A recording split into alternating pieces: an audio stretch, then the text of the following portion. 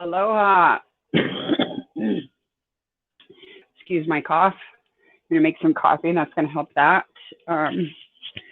Welcome to Weird Moms. We're in the kitchen today, and we're going to talk about Chad Daybell's change of venue request and Chris Watts' hot mess. We'll put it that way. So,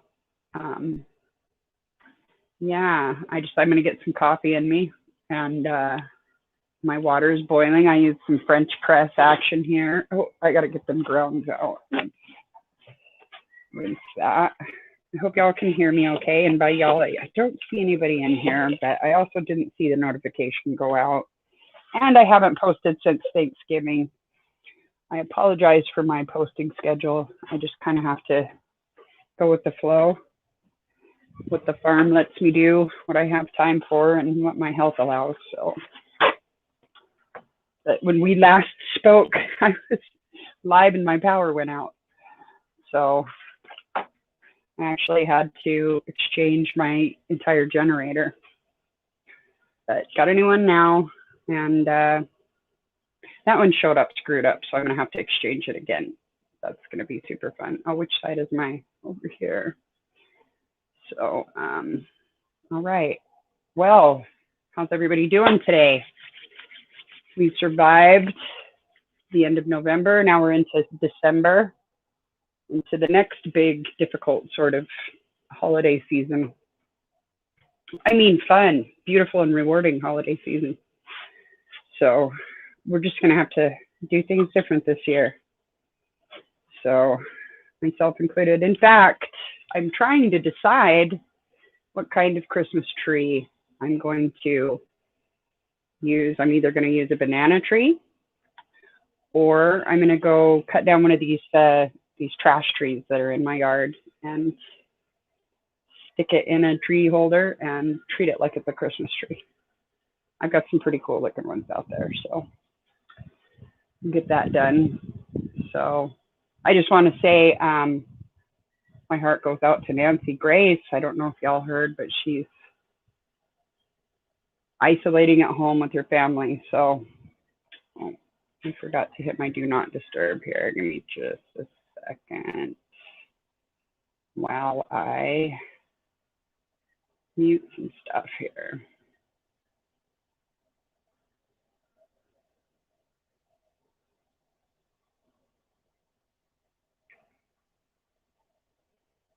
Okay, that one. And then, oh.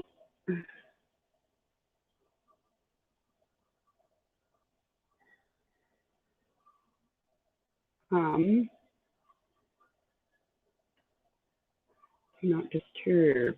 There we go. All right, we're all good. Okay, so we're gonna make some vanilla macadamia nut coffee, Lion's brand. You should sponsor me because I love your coffee so much. It smells so good, and they do put it on sale here a lot for us, so that's pretty awesome. I wish you guys could smell that. I think that we have some of the best coffee in the world here. I have a biased opinion, obviously, but oh, sniff, sniff.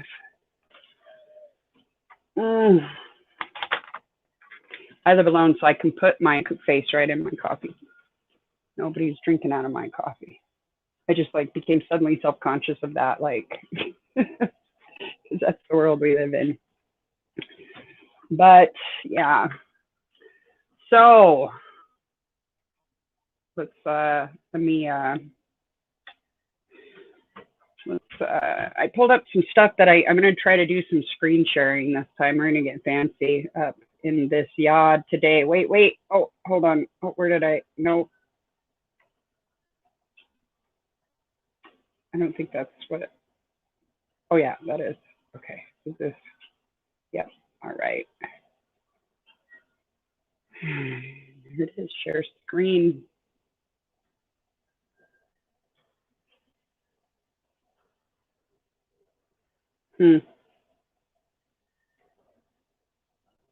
I don't have a way to monitor today because So I don't know if it will work.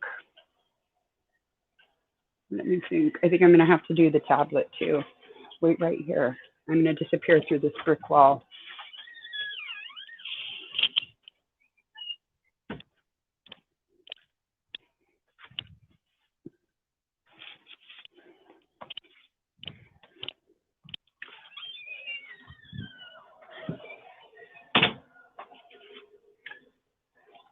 All right. We'll give it a shot.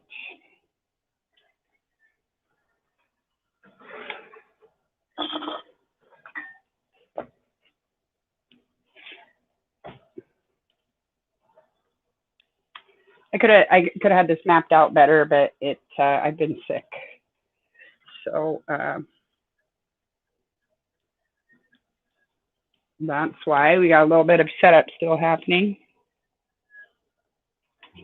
I've been trying to get stuff done around the farm. You know how it is when you don't feel good too. That's great times. But I'm making a self waterer for my pig out of an igloo cooler, and this bowl here, this fancy bowl. And it's got a little thing in there, it's like a hardcore industrial strength hamster nipple thingy. So it's difficult to keep clean water in a pig pen. It's a lot more challenging than one might think. Okay, our water's getting close to done.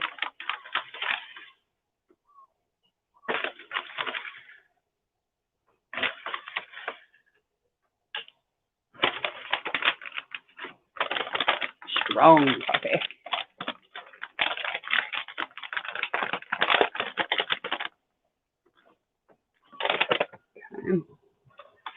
I'll put the coffee away.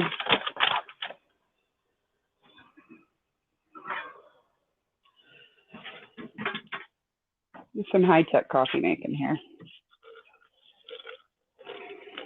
So Chad Daybell wants a new trial. He wants a change of venue. And I'm actually from East Idaho. And I've spent time in West Idaho too, which is where they want to move trial to. So I think it's adorable that he thinks people in West Idaho have not heard about the Lori Daybell case. Who in the world has not heard about the Lori Daybell case? I know people that I've seen in different true crime content creators, in their live chats. And I mean, this is worldwide. They're like, I'm from, Ireland and I've seen it everywhere. I'm from Australia and I've seen it everywhere. So if they couldn't, there's nowhere they can go where it's not saturated to some degree. And then one of the other things that they brought up is they were like, well, East Idaho News, people rely on that for their news. Well, yeah, because Post Register has gone down to 4 days a week. That was the main newspaper for East Idaho. Like a whole new company owns the newspaper now, and it's just, yeah, it went from the Brady Bunch to the Addams Family, and that's kind of the standing joke there in Idaho, so, but yeah, so a lot of people in Idaho do go to East Idaho News to get some information about what's going on. But who else does? Literally everyone. That is the go-to website for any news that's happening in Idaho, because there's just not a lot of good, solid, consistent sources of information. So, it's the best news site there is for Idaho, in my opinion. Love Nate Easton. Nate Eaton. Did I say Easton? I meant Eaton. Anyway, so I don't see how that's going to make any difference whatsoever. And I also am of the opinion that the only real reason they want to, where's my coffee cup? Dang it, I'm not going to be able to think until I've got some coffee. I'll think a lot less scattered.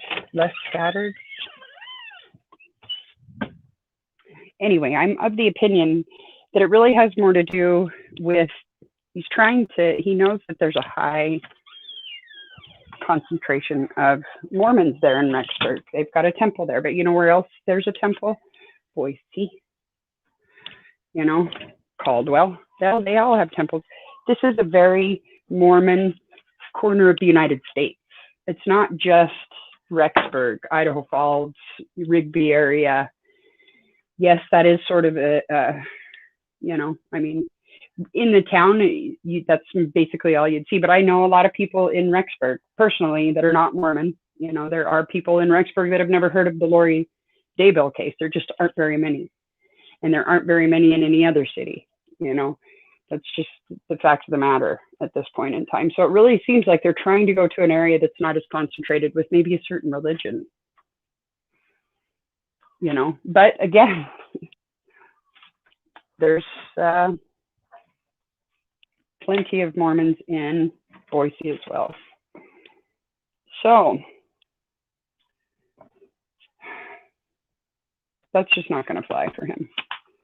That's really not. And then we've got the January 6th trial where Chad Daybell is going to try to have his case dropped again, dismissed, going for the full dismissal. Because, right, that could happen to anybody. You get a nice new girlfriend at your church, prayer circle, and then in the prayer group testimony meetings, you find a nice married woman, and you both, your spouses just happen to die, and then the kids just happen to be buried in your yard. I mean, it could happen to anyone. The poor guy. We should just really be looking at his side, I guess. I don't know. It just,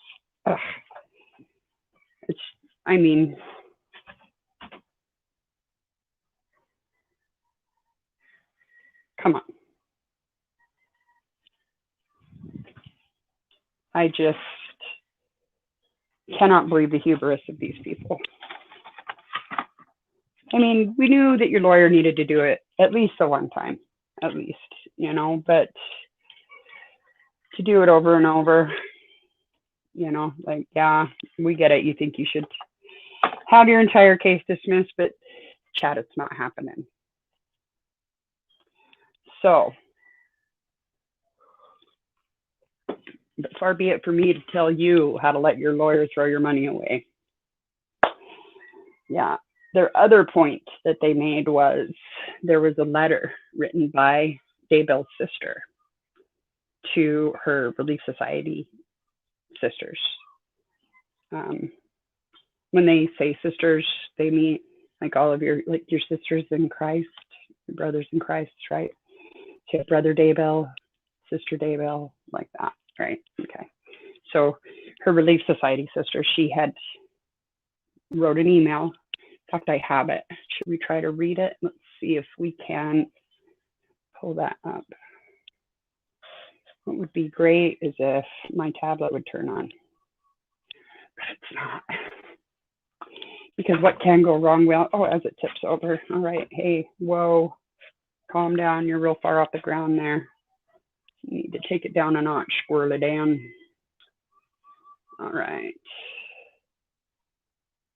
Turn that fancy data spot on. Boom. Oh, wait, what? No, what did I just do? I don't think that was it. I think yep, okay, it was. We're good. Sensible Crime, what's up?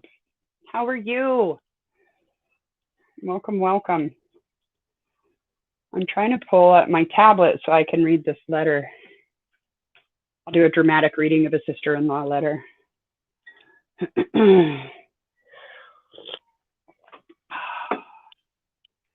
I guess I could sit down. That's why I put this chair here. So I set it up the way I did so I didn't have to stand. And then here I am just standing. All right. Pull up the sister-in-law letter. Yeah, so they were talking about the jury pool being tainted because she had, oh, no, it's all up there.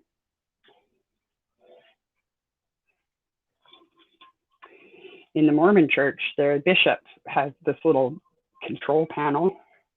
And when you go up to talk in the front, it's got a really fancy thing that rises up and down. That just reminded me of that, the bishop buttons. yeah, anyway, so maybe my tablet might be dead. Yep, it's dead. Okay, so, well, all right, well, let's see if we can screen share. I guess now's as good a time as any to find out, right? I mean, right? It's easiest with 2 monitors, and it works best on a computer. Strike 2, and some screens let you share audio. Look for the audio checkbox in the window. Follow these steps to share a video with audio. Well, we're just going to see if the screen share works, and you're going to see I never check my notifications. Oh, it said it was canceled share screen. It doesn't let me. I'm not a big enough YouTuber to be sharing my screen, I guess. I don't know. I'm sure it's the combination of mobile.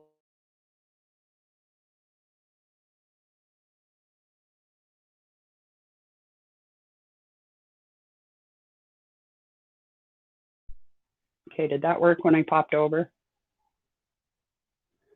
Did you, or did it just make me freeze?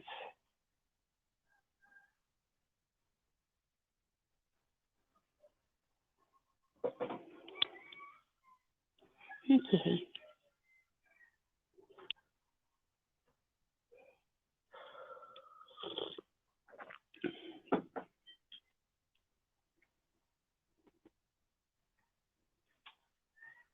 Did I freeze just now, or did anybody hear me say an animal?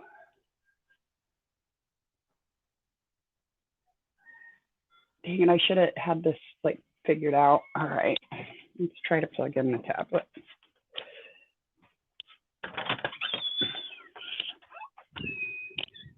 I can't believe I let the tablet die.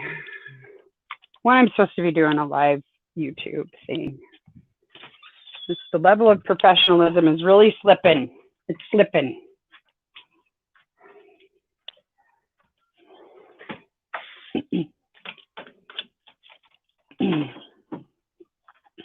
And my Darth Vader breathing. Okay.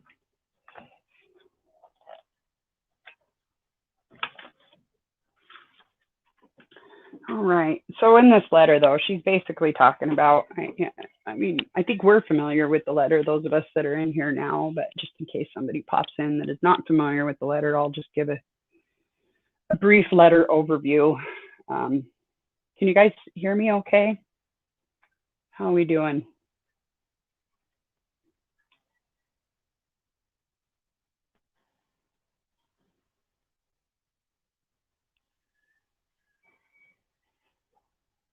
I think I'm doing all right. Not sure.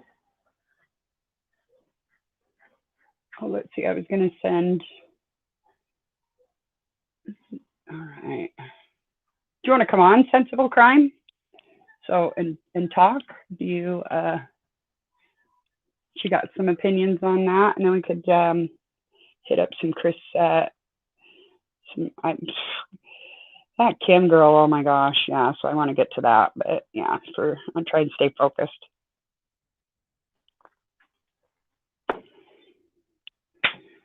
All right, so we have this letter. In this letter, she's like, oh man, I haven't looked at it for a hot minute, but she's talking about, you know, how horrible it was for her to find out about her family members, you know, in the situation and stuff. I don't think it's you know, excellent. No, yeah, head on.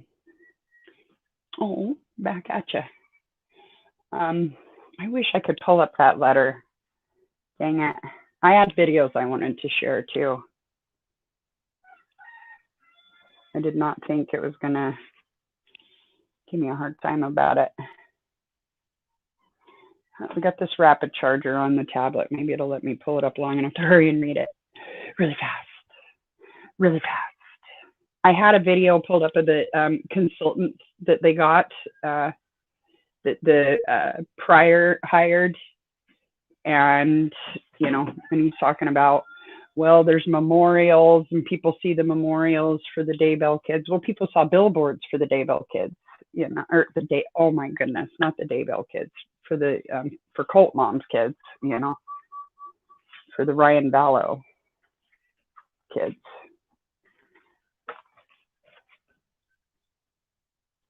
So they're just, that's a weak argument. Usually when, and I saw Court TV make this point as well, so I'm not going to act like I plucked this out of my brain, but I absolutely agree with it. They were talking about how usually when a case like this happens, the hometown of where it happens, of course, it's very saturated with the information and it's heavily reported on in that area. And so sometimes they can benefit from moving from one place to another. Absolutely, sure. But this is like nothing we have ever seen. Nothing. Whew, wow. You know, I mean, this is beyond just some standard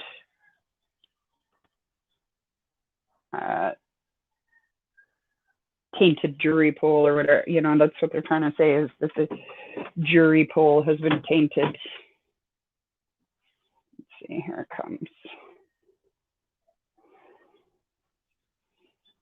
The letter. A Court TV exclusive. Okay.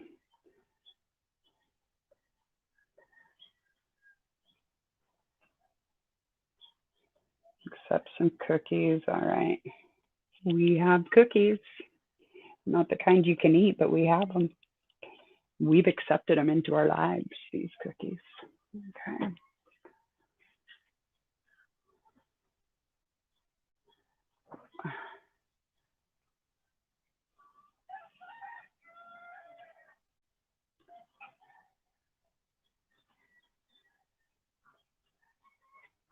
Oh, it's in my downloaded files apparently already, because it's synced up just that quickly. Okay. Would that be in my drive or my files? That's going to be the question now.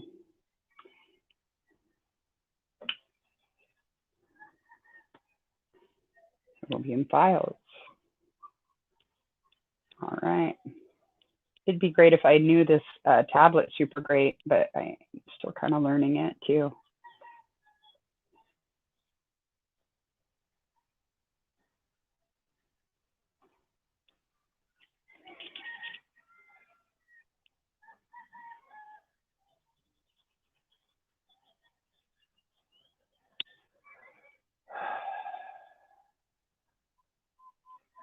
Of course, it's got to offer to clean stuff up for me.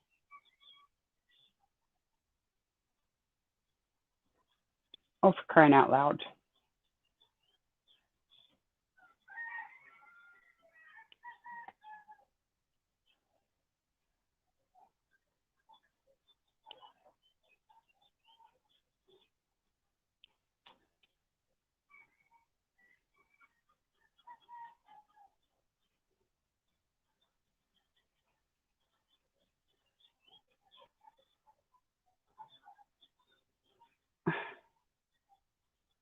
Well, just show it to me again. Yeah, I guess you're going to have to download it again there, Google, because I can't find it. You've put it in some weird spot on here.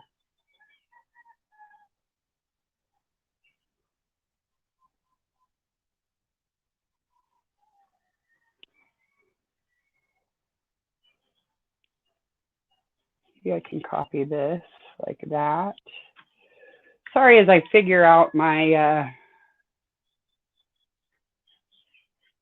really, you think that they should both get a change of venue? Any jury anywhere in Idaho will hate them both. You know what? If they get a change of venue to Boise, they will regret that. The jails there are not the nice, clean, empty jails that they've been in thus far. They are crowded, overcrowded, immune to pretty little blinky eyes. Like when Lori wants to come in and just be like, I could quote a scripture right now that will help us all. Yeah, whatever. You just hush with your fake. Ugh. Blech.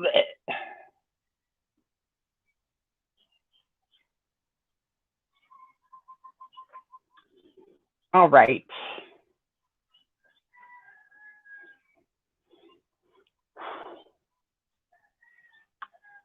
Oh, for Pete's sake.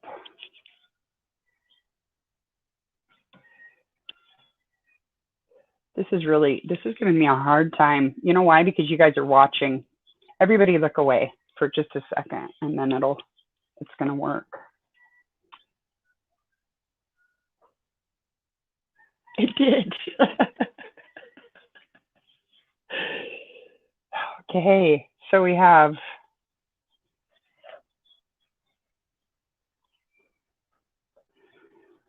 on Wednesday, August 12th, 2020 at 10:04 a.m. Mountain Time. A message from our Stake Relief Society president. Please read to the bottom of the page. To my sweet friends, I am forwarding an email on to you at the request of President Dowling. He has asked that we, along with the Henry's Fork Stake Bishoprics, High Counselors, Elders Quorum presidencies, Young Women's presidencies, and primary presidencies, study the talk Stand Forever, given at BYU by Elder Lawrence Corbridge. I'm very familiar with this talk. My son Isaac brought it to my attention about a year ago after he had studied it. He thought it would be helpful to me. It was. I am grateful for President Dowling's request to study this talk, and for me to study again this timely message. It was needed when it was originally given, and it is needed even more now. Along with President Dowling's email, I would like to share some of my own thoughts, as well as apologize for my silence that last many months. I haven't written emails or contacted you as I normally would, and I am sorry for that. I'm going to be very honest in this email and express some thoughts and feelings I have been experiencing for not just months, but years now. Years, she said. Years now. Grammy Sue, hello. Hello, Fur Mama. We're reading the Chad Daybell sister-in-law letter, Heather Daybell's letter to her Relief Society sisters. I lost my thought. Oh, I was just saying, I'm just going to read that sentence again because I find it to be very significant. I am going to be very honest in this email and express some thoughts and feelings that I have been experiencing not just months, but years now. Please be patient with me as I try to express what I'm thinking in these words, as I'm not a great writer. I disagree. She's a way better writer than Chad already, and I'm only 2 paragraphs into her email. She should have had the publishing company. She's got great grammar. Oh, I better hurry. As I have had many long talks with my good husband concerning the horrible events that have transpired in our extended family, we have both, oh wait, actually, let me just cut off my data right quick on that, and maybe that'll last a little longer. Okay.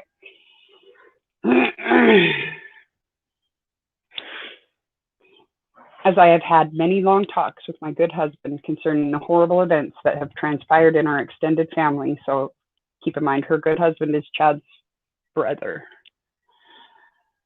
We have both felt we have been punched in the gut and kicked in the teeth. I can only imagine.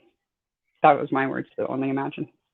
Only now, as we are receiving professional counseling and working through this day by day, are we starting to feel like we can finally catch our breath and some days even smile.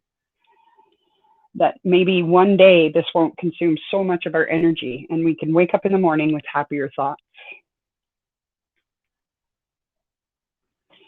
I hope I never step my bounds and say things that could offend anyone concerning this situation. I think she means overstep her bounds.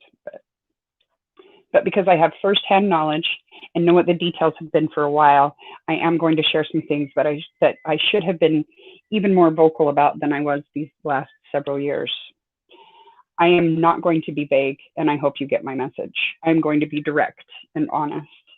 Don't get me wrong. Had anyone told me even a few years ago that the tragedies that have unfolded the last year would happen in my family, I would have never believed it. But here we are, and it is our reality.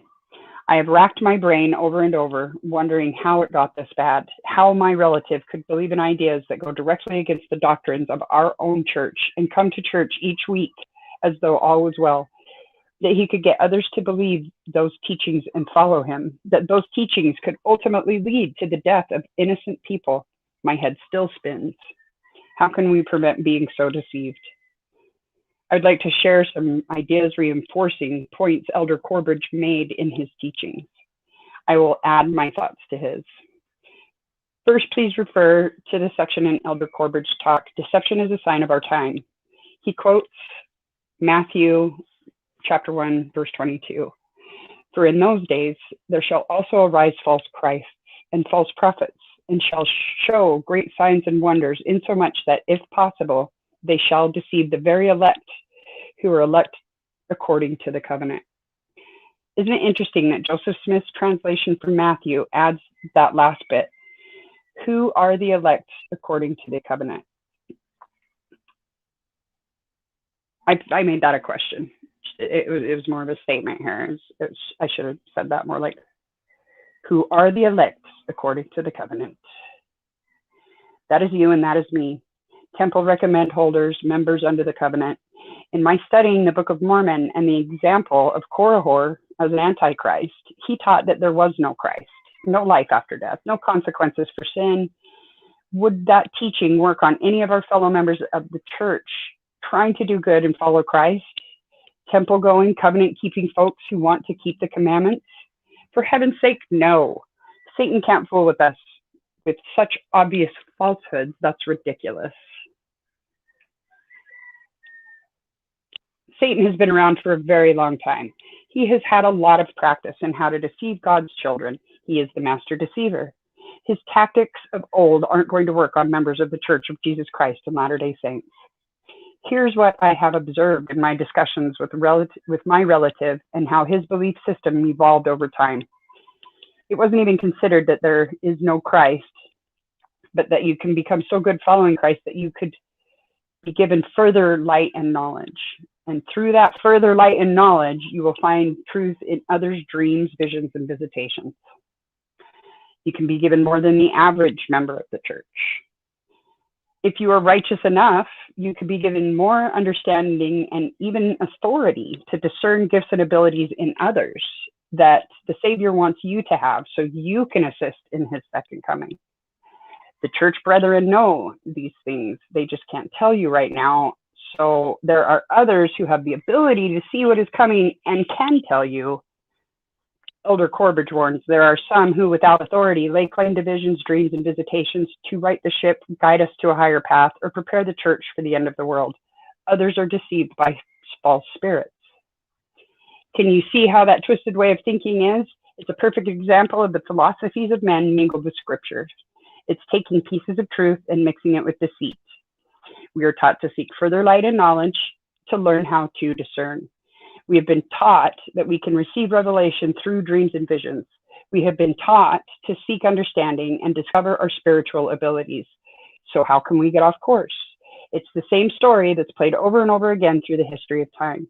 It's just the details that change. It's pride. Satan knows how to play on our weaknesses, and pride is one of the big ones.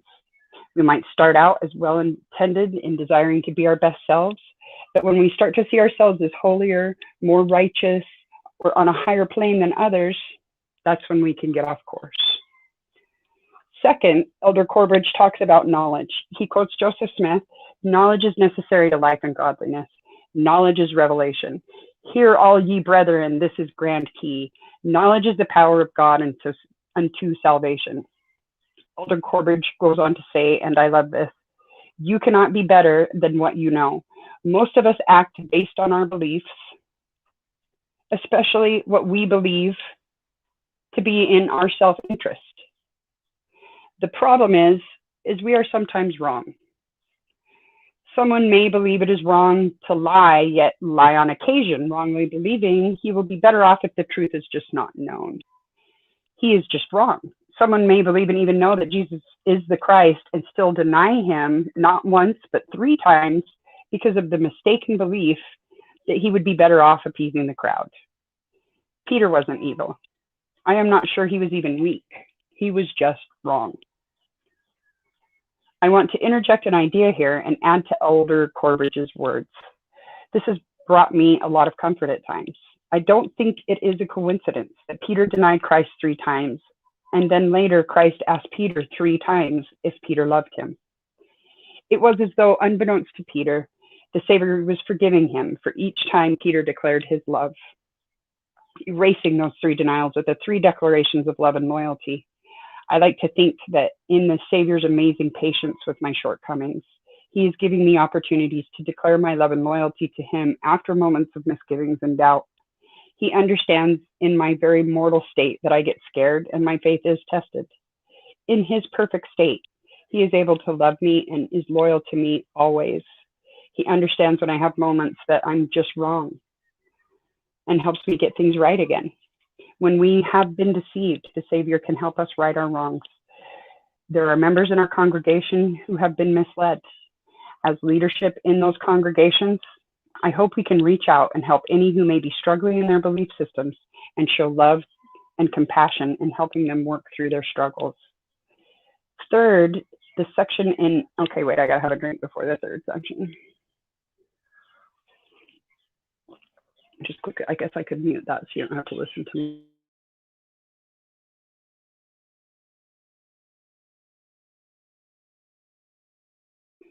Okay, all right, how are we doing?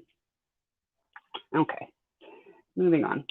Third, the section in Elder Corbridge's talk, Primary Questions and Secondary Questions, is worth your time in study. He states, there are primary questions and secondary questions. Answer the primary questions first.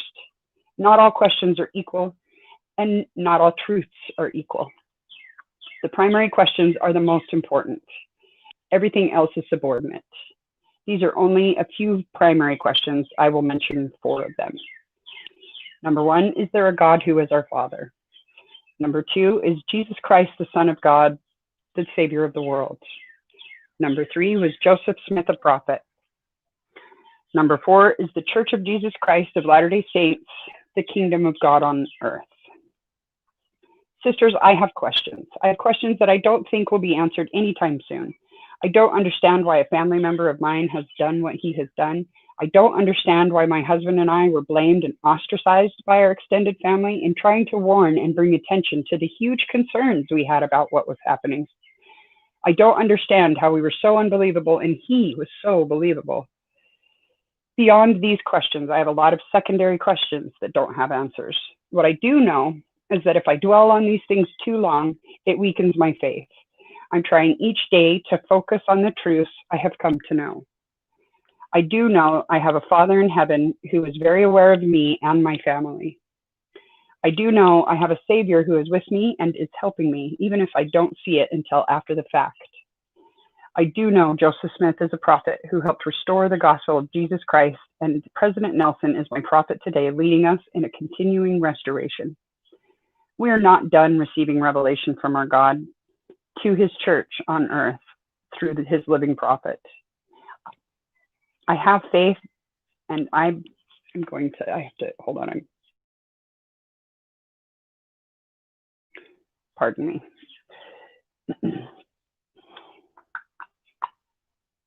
I do know Joseph is I'm just going to start there. I do know Joseph is a prophet who helped restore the gospel of Jesus Christ, and President Nelson is my prophet today, leading us in the continuing restoration. We are not alone receiving revelation from our God. We are not done receiving revelation from our God to his church on the earth through his living prophet. I have faith, and I believe President Nelson when he says the best is yet to come.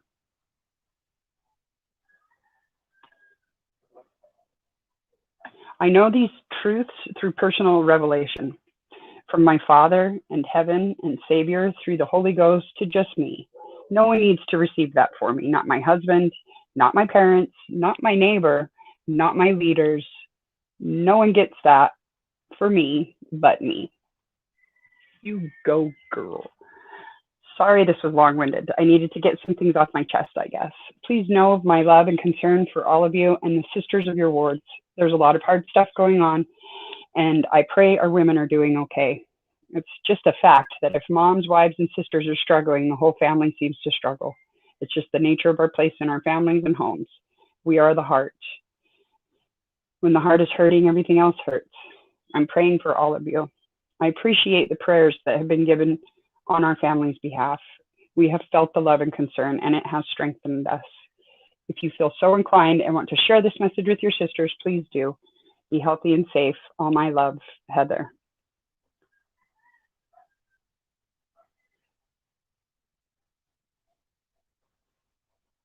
So,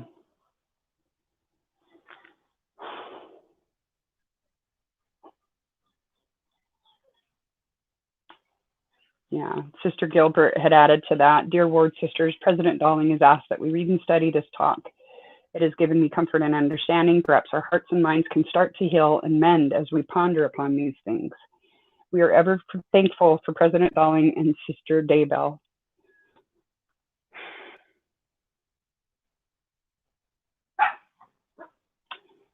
To get really close in Relief Society, I bet that was really hard for them, actually.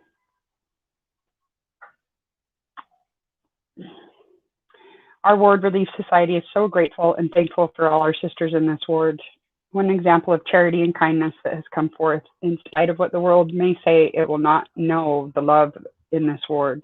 We are looking forward to a time that we may be together again and hug one another soon. Much love to you, Sister Gilbert. So that's the letter. So that did get kind of, it kind of went viral. It really did. It was. I just got that off the Court TV website. That wasn't off East Idaho News, and I did that to make a point. But it wasn't on the East Idaho News website. It wasn't being still privately passed only through Mormon channels. It is public. It is poignant. It is, you know, I feel for them. I really do. I feel for the family members that are just being swept along in this, you know.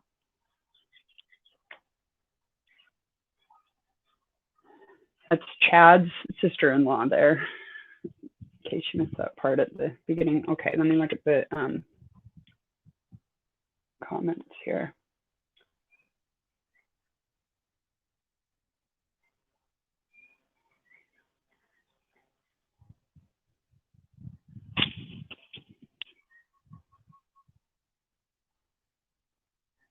Right. I cannot imagine that either. I could not imagine being in that house.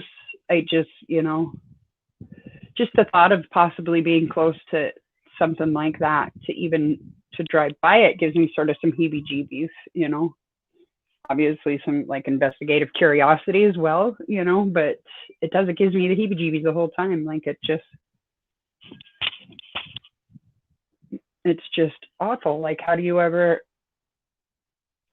oh, I apologize. I drink that coffee too fast. Let me, 1 second.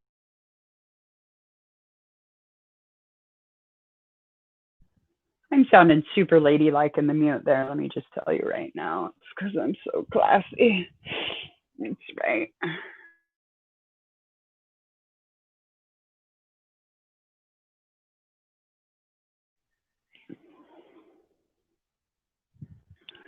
Yes.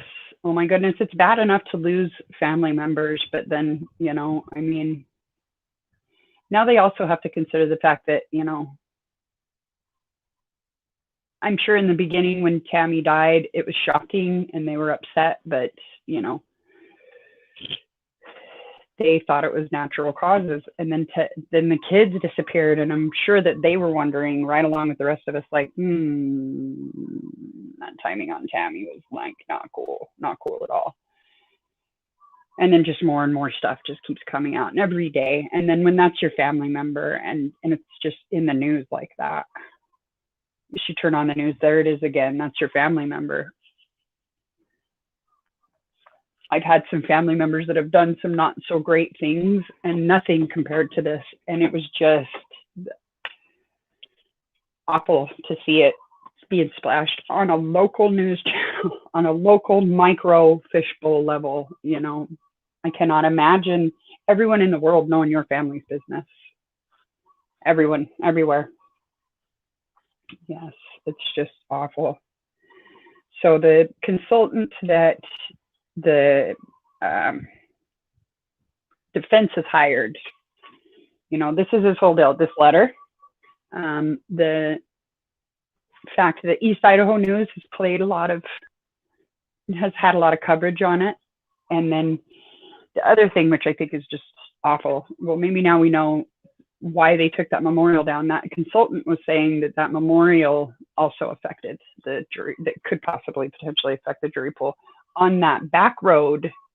Like, that is not a main road unless you live out there. People aren't going out of their way to get to 200 North, I mean, come on.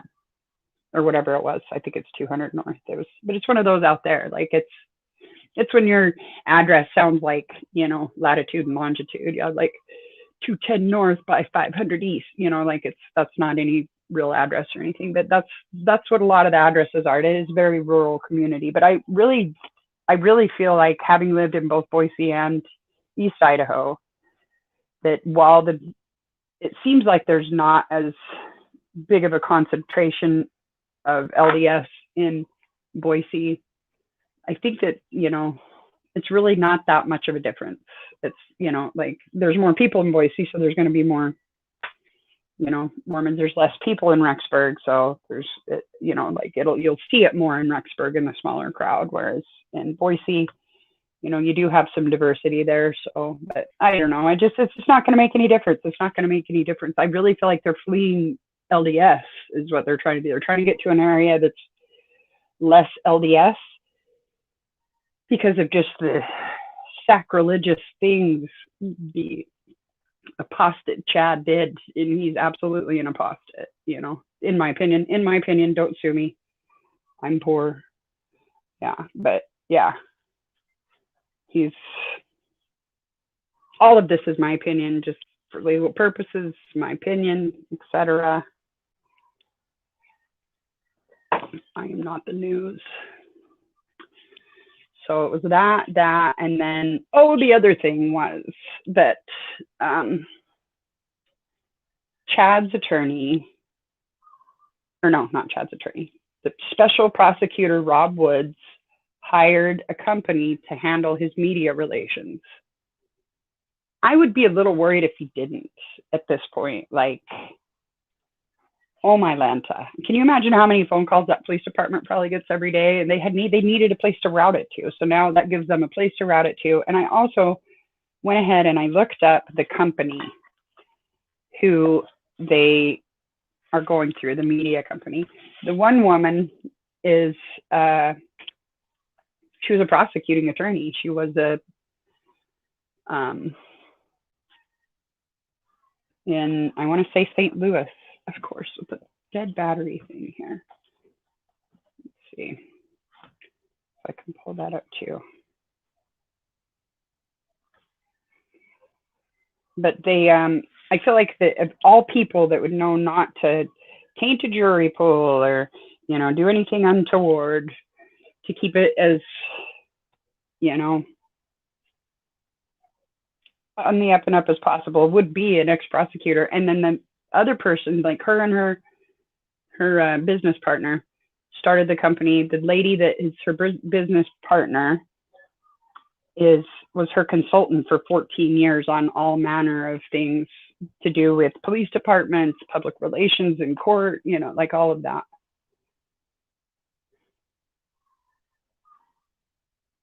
Right. If you belong to any church, you will probably be offended by Chad and Lori justifying their behavior by Christianity, LDS, any religion. Absolutely. Absolutely. I think he's even got the Satanists pissed off. I mean, this guy.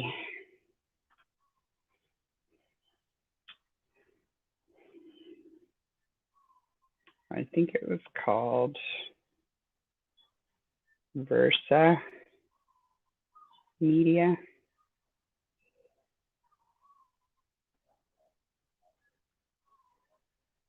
That's probably close enough. That'll probably get us there. Google's pretty. Oh, wait. I'm going to turn the data back on. There's no. It's like, you're not connected to the internet.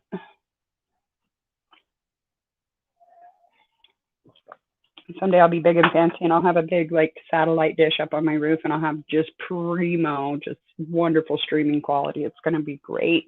And you guys will have been here from the beginning. So, oh my gosh, you guys, guess what? I'm up to like 415 subscribers. So like, woohoo, I think it's actually 417. I can't look now. So, but I'm very excited. That's like a like 300 plus growth. See, I had 35 subscribers this time last month. So I think it said it was like 386 or something like that. And it's like a watched analytics will never boil. So I try not to look at it too much, you know. All right, Versa something something media group.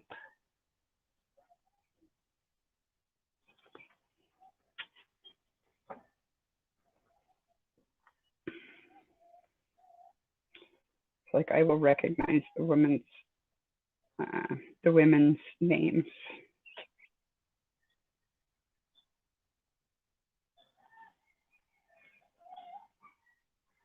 You know what? It's a Versa Creative. That's what it is.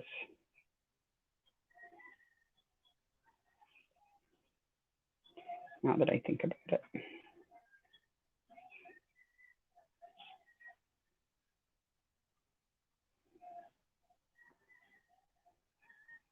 Is it? Maybe it's not.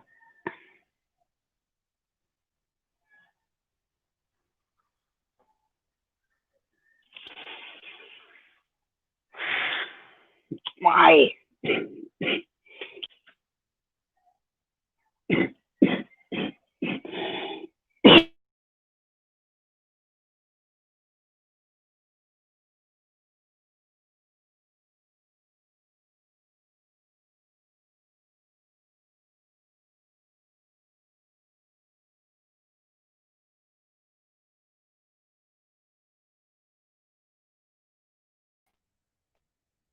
I cuffed myself out of the stream. I was trying to push mute. Sorry about that. I hope I didn't blow up anybody's ears in their headphones or anything. I did that, you know, dramatic gasp.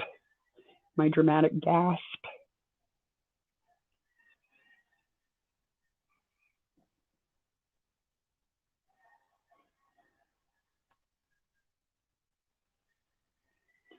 All right. Do you guys want to see one of Chad's books?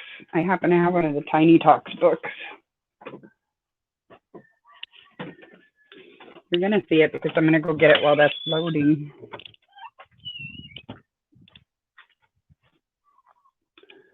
Maybe. Where did I put it? I just had it sitting right here.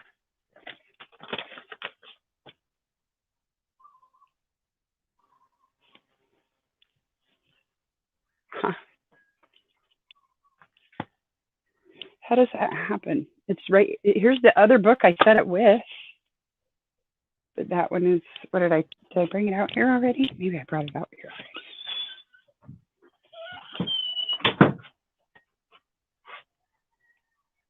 Because I happen to only have 2 children's books in my possession, what could be considered children's books. The Tiny Talks is really for the parents to help the children. And then, Are You My Mother? Are You My Mother? That's kind of a funny book for me to have. So one day we'll sit down, we'll have that, we'll read it.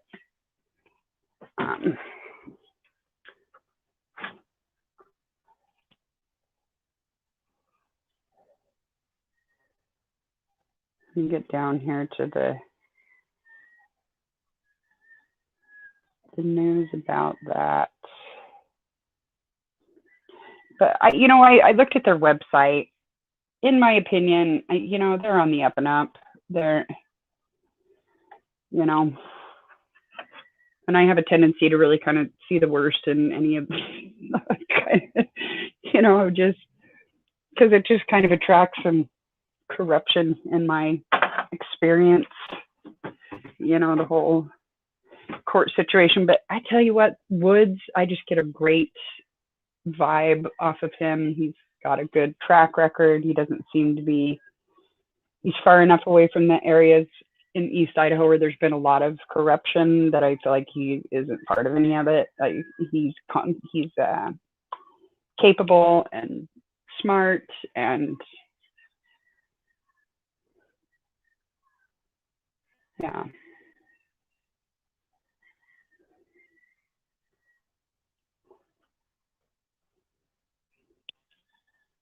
What does that button do? Oh, okay. Okay. I can't get on both YouTube and this at the same time, or I would share the screen.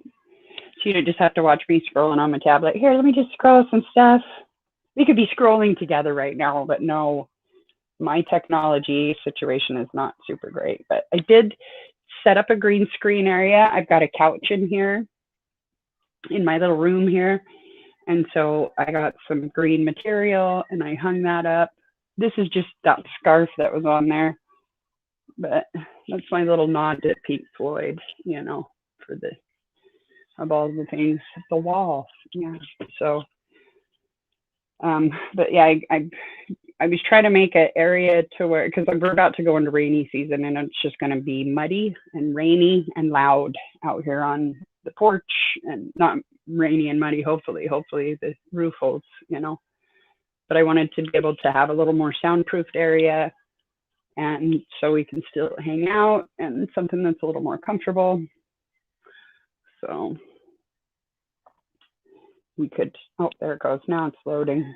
It loads so slowly, so incredibly slowly. Okay, so East Idaho News is where I got this information. And basically, so Pryor's like, the prosecutor continues to allow this inaccurate information to continue by not providing the autopsy results performed on Tammy Daybell, despite it having been performed a significant, because remember he mumbles in court. The advancement of this narrative in a small populated area only continues to taint the potential journey. You mean the Earth, the sparsely populated Earth? Because there are people in the furthest reaches of Siberia that have heard about this case. And I mean, come on, in my opinion. I don't personally know anybody in the furthest reaches of Siberia, but I do know people in the furthest reaches of, like, everywhere, you know? I mean, not personally, but, you know, I have internet friends and they all know about it. They're scattered to all the corners of our Earth, you know.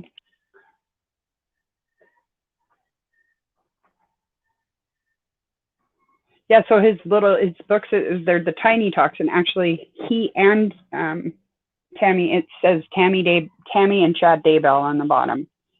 And they're like these little, when you have to go to primary and give a talk or whatever for the kids, it's for the parents to help the kids write their little talk.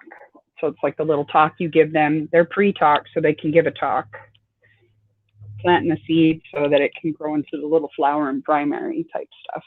So, but they're called Tiny Talks. And I have found them to be, when I've been reading a couple of them, I find them to be very interesting considering what happened later. Yeah. So we definitely need to read some of those Tiny Talks. We definitely do. Where the hell did I put that book? I'm bummed out about it. It's a tiny book, so but it was with that You Are My Mother. But okay. All right. Focusing. Get you guys over here a little more. Thank you. Thank you, Sensible Crime, for saying that. Yes, please do hit the thumbs up if you like what we've seen so far. If this is your first video that you've seen on my channel, I'm kind of new, and I am into true crime, and I try to run my little farm here while not getting completely distracted by all of my true crime research. And I got into true crime because of personal incidences in my family and my neighborhood. It happened to my friends, you know, like it just, Yeah. True crime is into me too, I guess. I don't know. So, all right. So Pryor argues that the trial should be moved to Boise, Nampa, Caldwell area, as there are more people and the hope of finding an impartial jury from a larger population is far more likely than in a very small number of eastern Idaho rural communities. Okay, you know what? Idaho Falls is the second largest city in Idaho. Come at me, Pocatello. Come at me. But yeah, so it is right next to it is one of the more populated areas. You know, I mean, like Idaho is rural, you know. You get outside of Boise, it's rural, you know. I mean, and in the middle of a pandemic, really, okay, I wasn't even going to bring this point up, but in the middle of a pandemic, you want to move this circus into it. Like it's easier, I would think, it's better and safer for everyone in a smaller town, I personally think, you know, like, but depending on how the media circus happens, like all your big news places and stuff, like, you know, okay, I'm just, never mind. I'm going to just put a pin in that and just,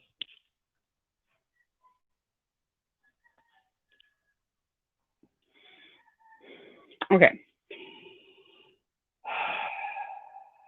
The memorandum also touches on a private email sent by Daybell's sister-in-law, which we read together as a family.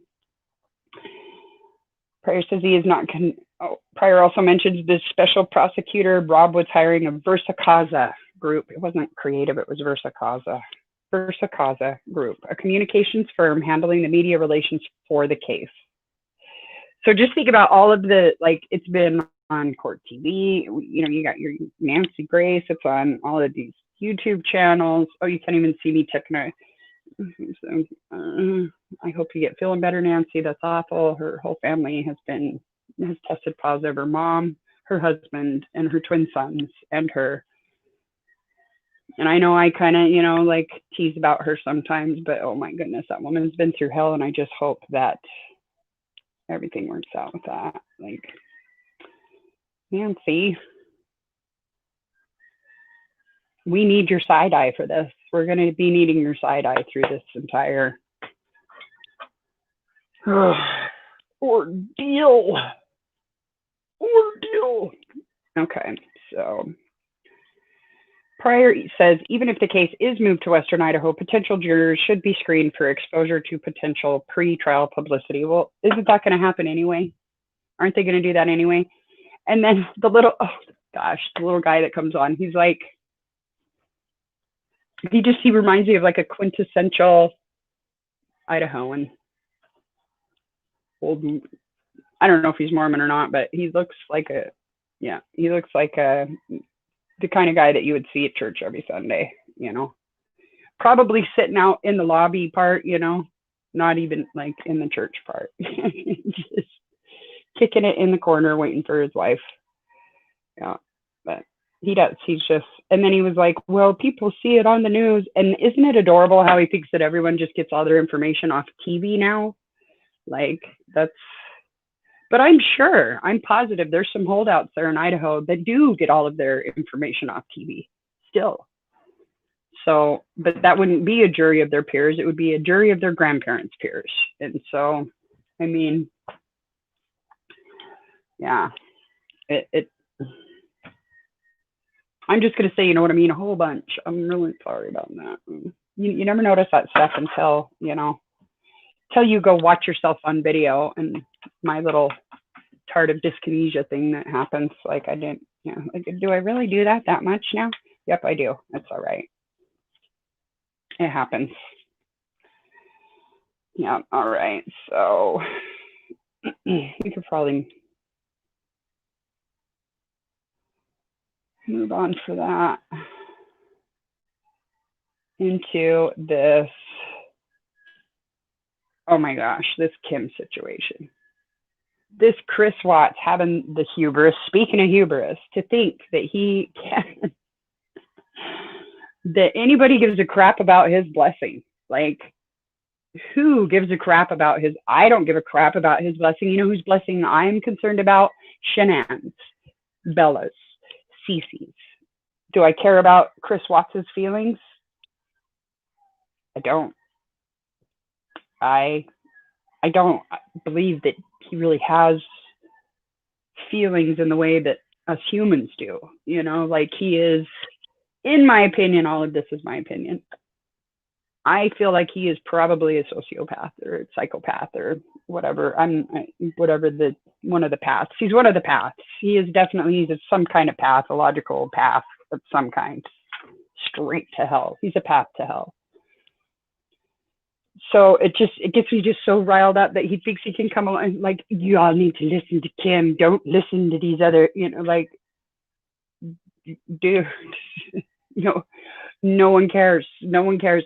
The ones that care about how you feel about it are calling you every week, and I don't know, maybe that's mean and bitter of me, but man, I'm getting tired of hearing his name because he pled guilty. He confessed, not once, not twice, but 3 times. Then his mom gets on the phone with him at the jail and she's all, but we know you didn't do it. He's like, yeah. And we're going to fight for you. He's like, please don't, just don't. They're like, take a lawyer, come on. He's like, I just need this to be done. And they're just, oh, come on, you're so innocent.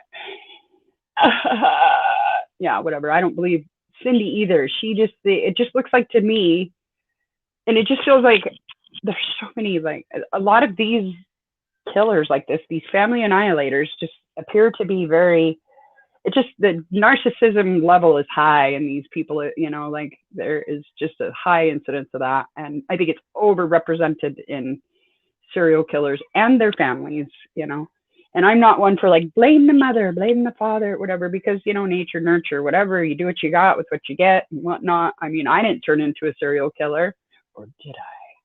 But yeah, I mean, you do what you have to with what you get, but so I don't see that as any excuse. But at the same time, like, I mean,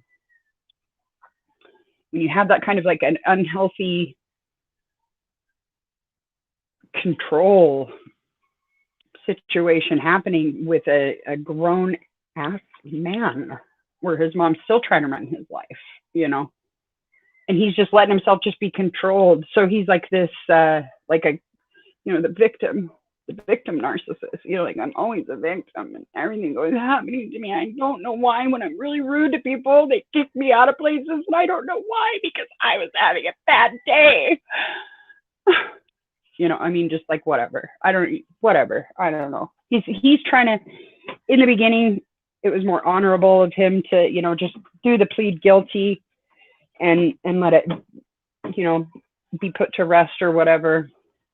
I hated it because I really wanted more investigation. I wanted more trial, but but in the end, for the Rusek family, that was, ideal. They got to go on with their lives. His best friend, Nicole, her best friend, Nicole Atkinson. I mean, how awful. And in all of this, I think she is the true hero.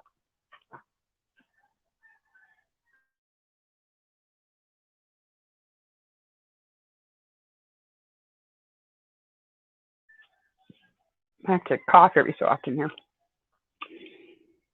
Yeah, bless her heart, because if she hadn't gone and like got just right up at, she's just like, where is Shannon?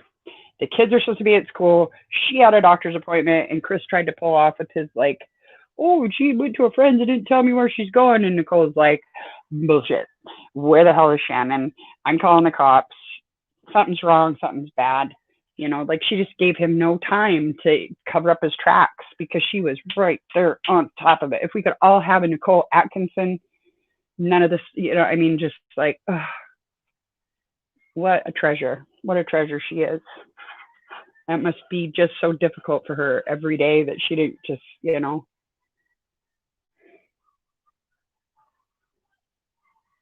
that she didn't just go to a friend's house, that her entire family was wiped out. And then Chris called and canceled school. He pulled them out of school. He didn't even just like, they're not going to be there today for their first day. He was like, we're going to move. We don't know what we're doing.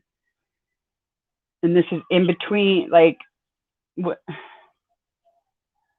you know, and then here comes this Kim. She's like, well, he's just reacting because Shanann did this terrible thing, or, you know, which is some, no matter how she tries to set it up, she just repeats the same thing over and over. And then he's like trying to get people to like go back and like connect it in the wrong, incorrect way. Zab Girl was talking about this last night. She had an awesome stream. You know, that was great. There was panelists on there that, I mean, just shred Kim's whole, you know what I mean? It's just, this woman wants to throw glitter on the ground and say it's a straight line. I mean, like, none of that all matters because, you know, the fact of the matter is he confessed 3 times.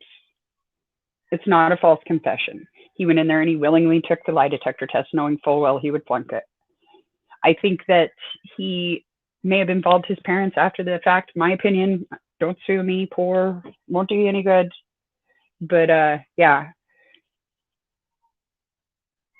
The only thing she accomplished by having me watch that over and over, that interview, was it now I feel like instead of Ronnie being less, like, just not very emotional of a guy, now it looks contrived and not in a good way. Like, they are not really acting it out really great. Like, they're really kind of screwing it up. You know, I mean, we're talking Lifetime knockoff level acting here, you know? And so then now I got to wonder, well, geez, is Ronnie involved now? Because that's like, I didn't even consider that, but you know, accomplice after the fact, I think they call him, or whatever. If Chris Lotz looked like John List, no one would care about him at all. Exactly. It's his little sucked in gut pictures, like, you know.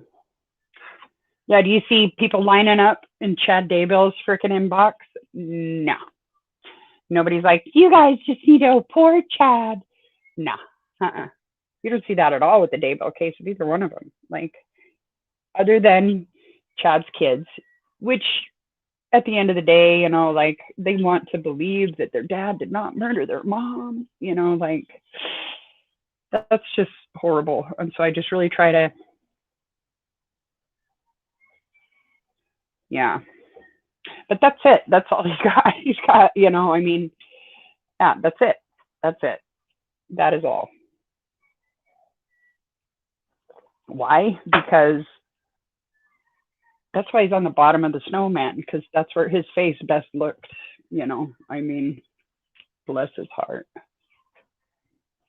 That, and I wanted him to be the butt. He's the butt. Chad's the butt. And Chris is the pinhead. Yes. Oh. Yeah. So I really feel like, have you guys seen the movie, or it's a series, it's a mini series on HBO. I'm going to give it a plug here, The Undoing. It is really good. If you're true crime, you're going to love that fake crime, because, man, wow. It's based on the book I Should Have Known, or You Should Have Known. It's based on a book. I haven't read the book, so I don't know. But yeah, Nicole Kidman, Hugh Grant. But it's just about like how things get manipulated and can look like something else entirely. And I love a show that I can't just predict in the first 15 minutes, like this and this and this is going to happen. I like to be surprised. I like to be blown away. I like my jaw to hit the floor, like, oh. And this one didn't quite make the jaw hit the floor, but it did, like, it took you down some curves and some twists, and you're like, I know what happened. I know what, nope, that's, nope, you don't. That's, yep. And then, like, oh, this, and then, like, nope, that, but then, no, but, you know, like, it's really good. It reminds me of the kind of crap that Kim is trying to pull, and that John Pryor is trying to pull. You know, that's why he went and made them take that memorial down. But all that did, that backfired on him. So he did that so that a few people that were going home to their homes, that already the house itself is a memorial, with or without the ribbons. And all they did was move it across the street. And, I mean, they gained nothing. They just made themselves look worse and more hateable. You don't want someone to look hateable, but yeah. So I guess he did tell them to take it all down off the fence, but that was jarring. That was very jarring for Colby, and I didn't like it. It made me mad. It made me feel sad for him. If they didn't, and the fact that where's that stuff at, because maybe he would have liked to have some of those memorials to put somewhere else or something, I don't know. But I guess it's within their rights to take it down. It's also within their neighbors' rights to put it right back up. So, yeah. Yeah, I think it's going to get pretty quiet with the Daybell case, and like how they always hold on.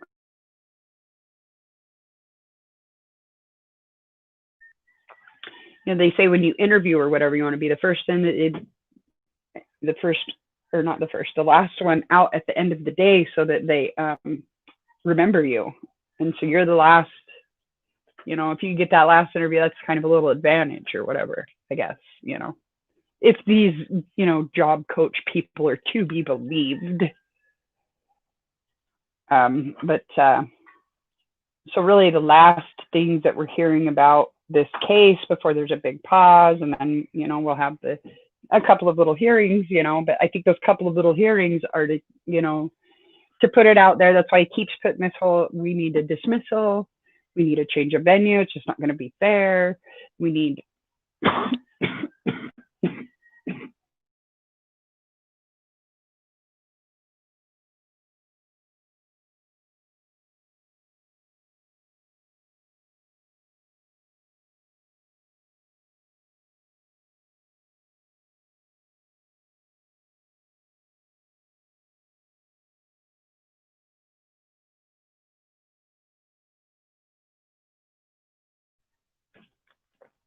Oh, my breathing treatment's wearing off.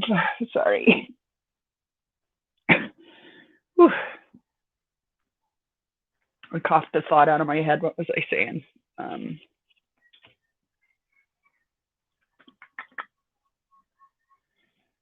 still not all the way 100% yet. Not that I ever am. I'd love to get into the low 80s, be like 81%. 81% would be great.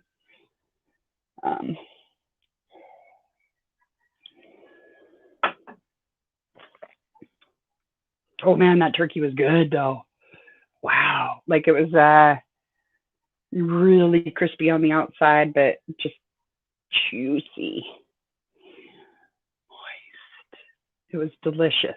It was, I don't know that I will ever bake a turkey again. I may always deep fry them for the rest of my life, because that just turned out really great. One of my friends, he was like, season the oil like you would season the turkey. And then it's flavored infused oil. And I was like, that's just going to burn up the spices. That's not going to work. But it did. It somehow did. It was delicious.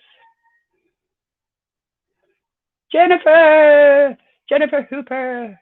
But we're just signing off right now. No, I'm just kidding.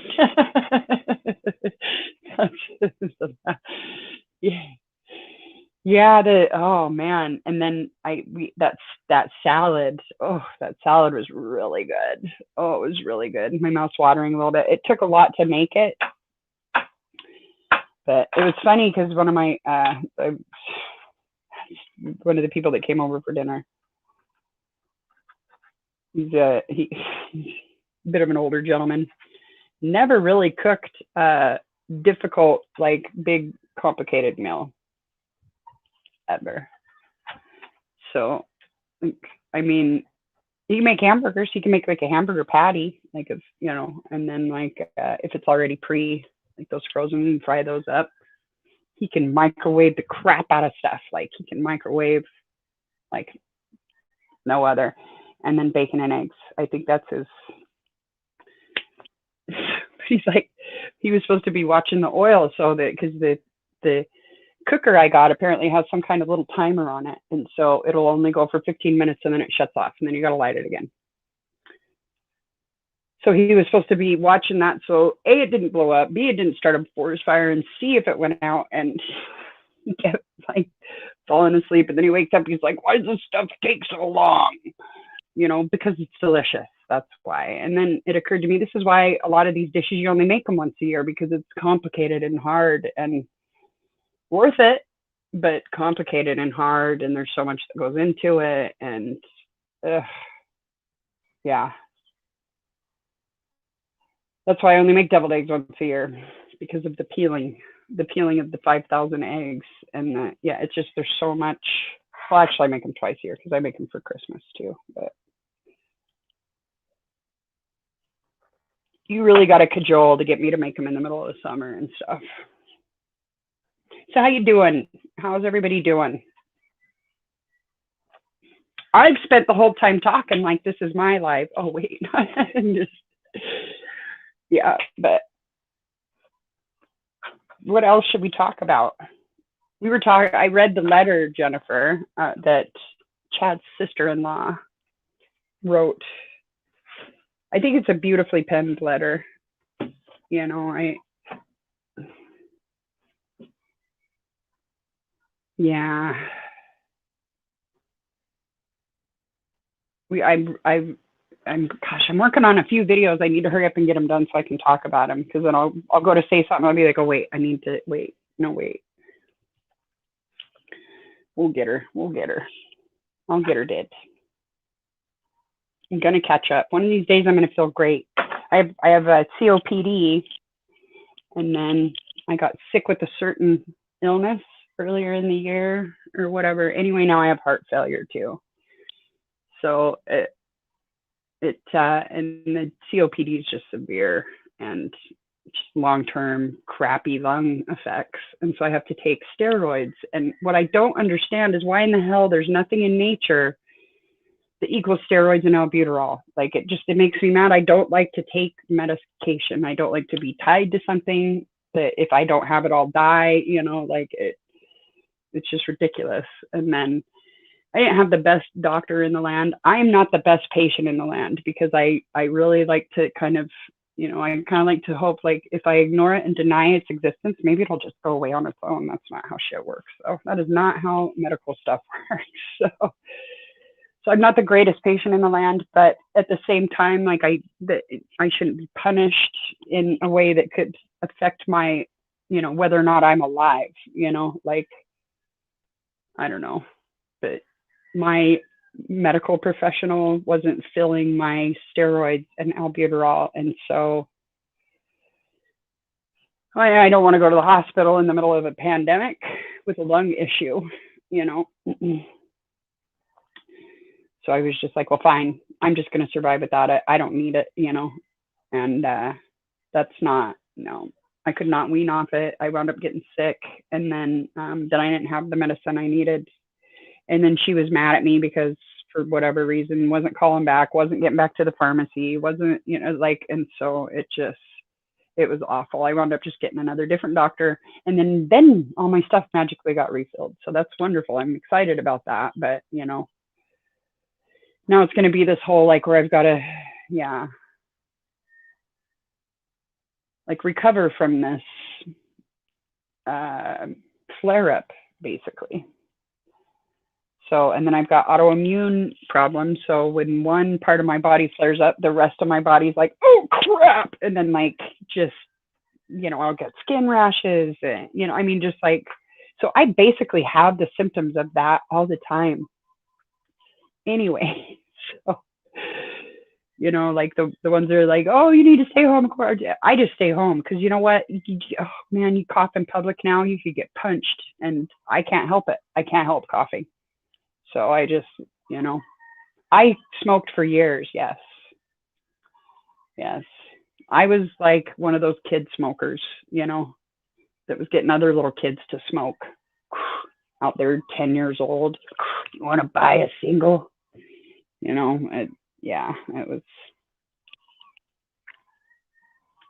Not proud of it, but it is what it is now. I hate when people say that too.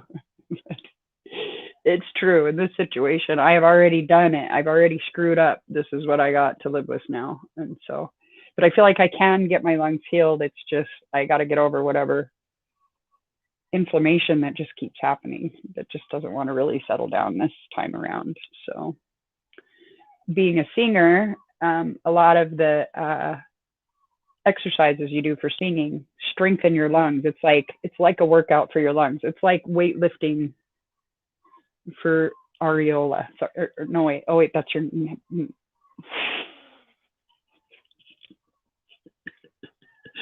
Delete.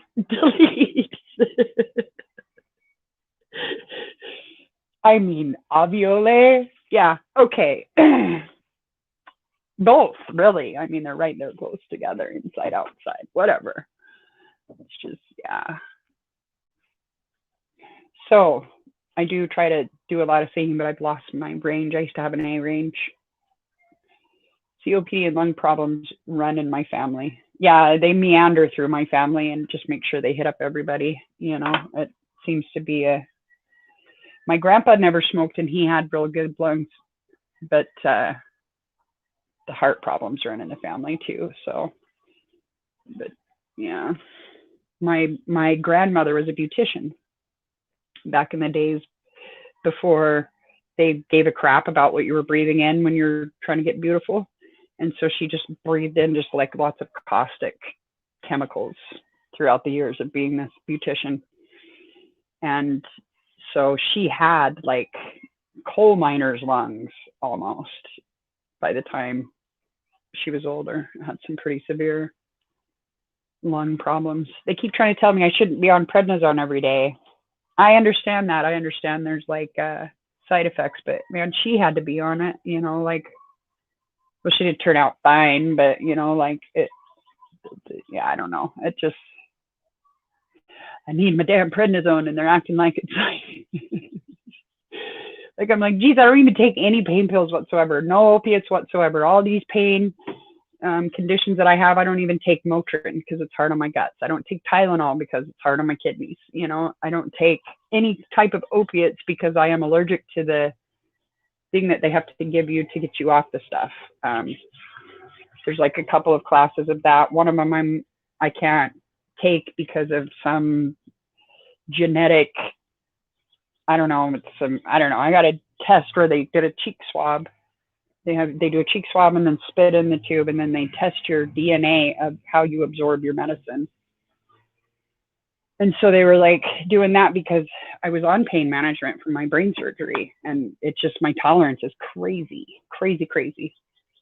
So they did that and that will give them an idea for pain management, but they do it for all the drugs, right? For all stuff. I mean, right down to vitamins and everything.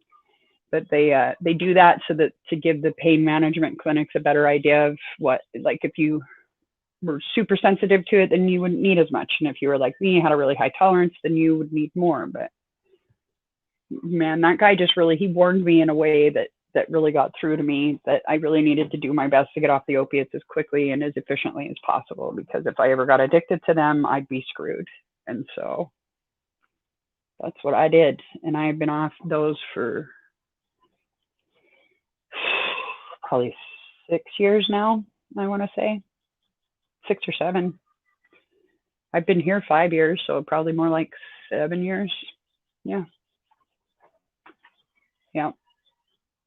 I don't judge anyone else, you know, that's just what I had to do, you know, like, pain is horrible. There's a reason they use it for torture, you know, so whatever you got to do to get a quality of life that makes you want to keep going and keep fighting, you know. But if it's not going to give you a quality of life, or it's, you know, like, well, anyways, I'm not going to go off on my opiate tangent. But yeah, I already did. I basically did. I'm going to put the soapbox. I'm putting this soapbox is put away. There it is. Slid it under the table. So it's not even what I'm here to talk about today. Man, it is a gorgeous day, though. It really is. My solar panels are charging up nice. Hear that generator? No, just birds. because we're on solar, baby.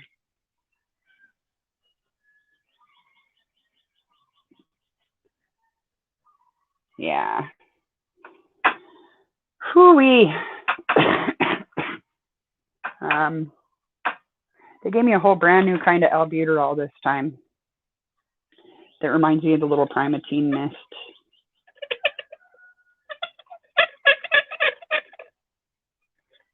Oh. It's plastic. What is that?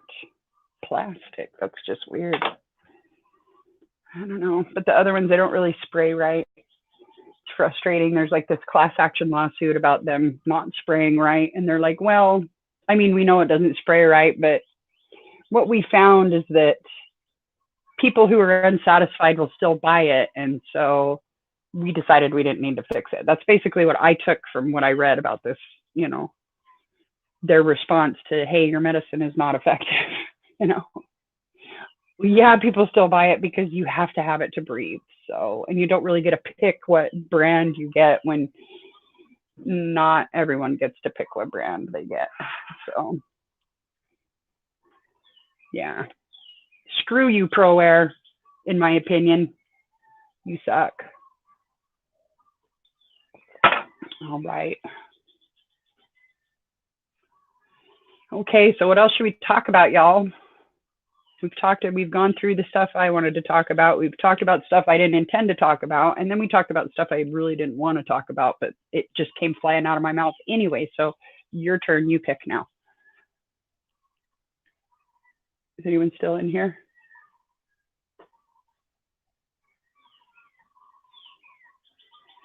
It says 2, but I can see 3. So how is that? I don't know.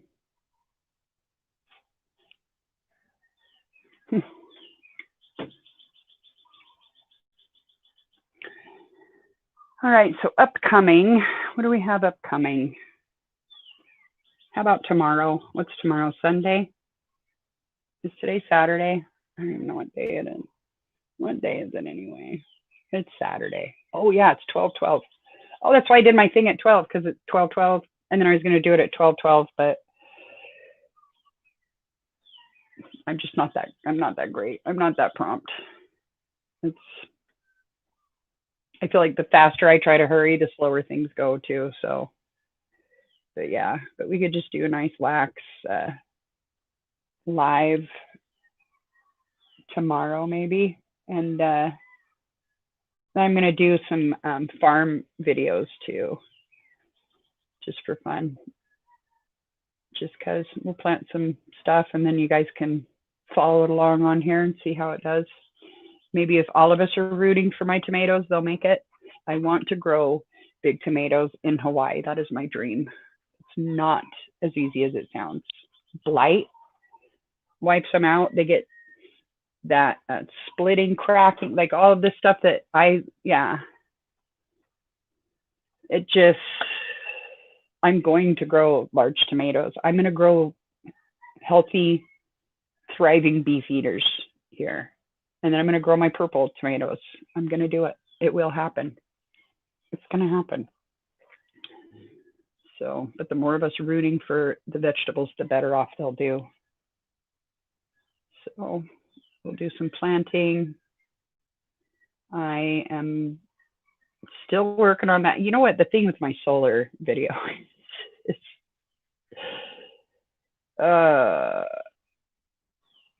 I just keep having, like now, okay, so I finally got my new inverter, but by the time it got here, one of my batteries had gone bad because I had a crappy, not efficient inverter that was not what I needed. I got a cheap one. It's actually a car one. And so, yeah,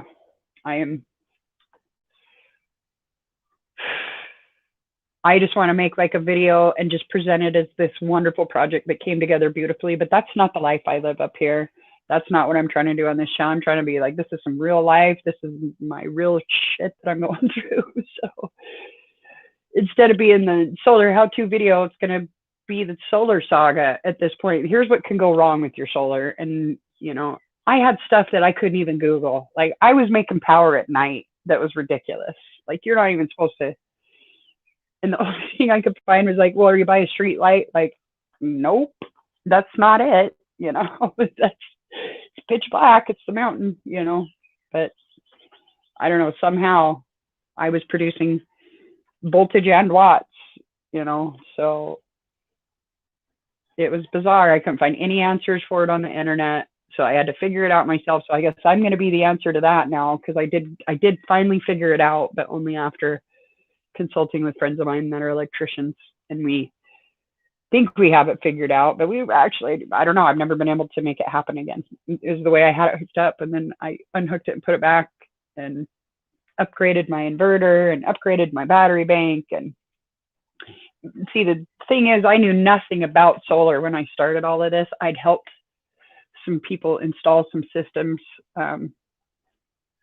like in the most remedial way of handing them screwdrivers, right? And then I moved over here, and it's like kind of essential. Like, you really want to have solar. Plus, as an entire island, we're trying to go green by a certain year. I'm not sure what but they just, it's, everybody got solar over here. It's wonderful. And so, yeah, so then I got to actually go and help install some systems, and I got really into the nitty gritty of it. And, now I got notes, I got diagrams, I got charts. And so I've learned quite a bit in the last 5 years.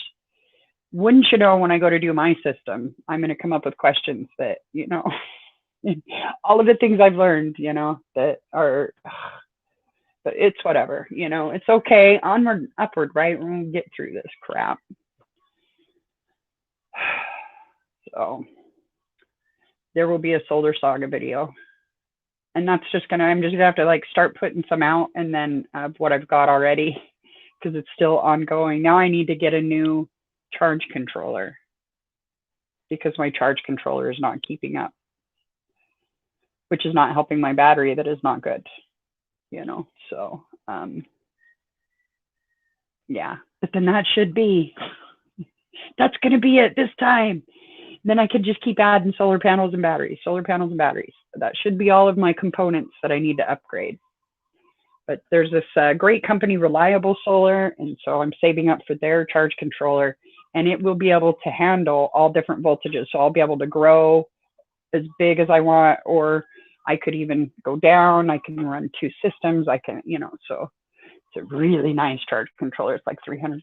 I'm very excited. So saving up for that. Or if the COVID cash beats me to my savings, but yeah, that's going to be great. But yeah, I'll take you guys up on the roof and show you what I did, and, how I had to get stuff hooked up, and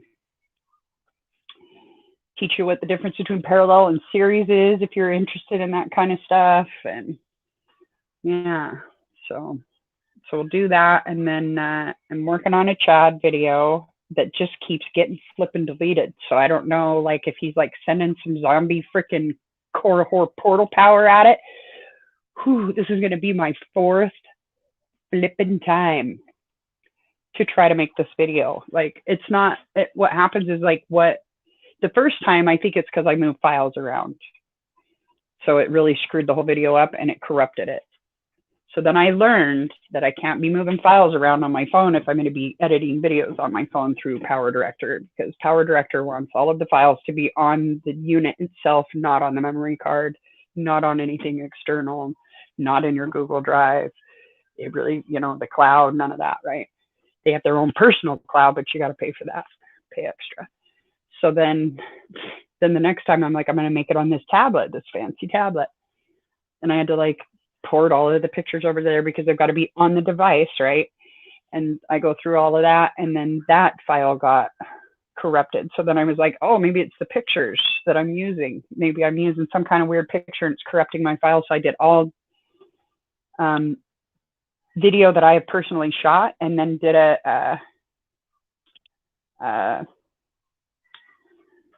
I don't know what you would call it, a voiceover, but it's for the green screen. So it was my face, and then the stuff was back here, right?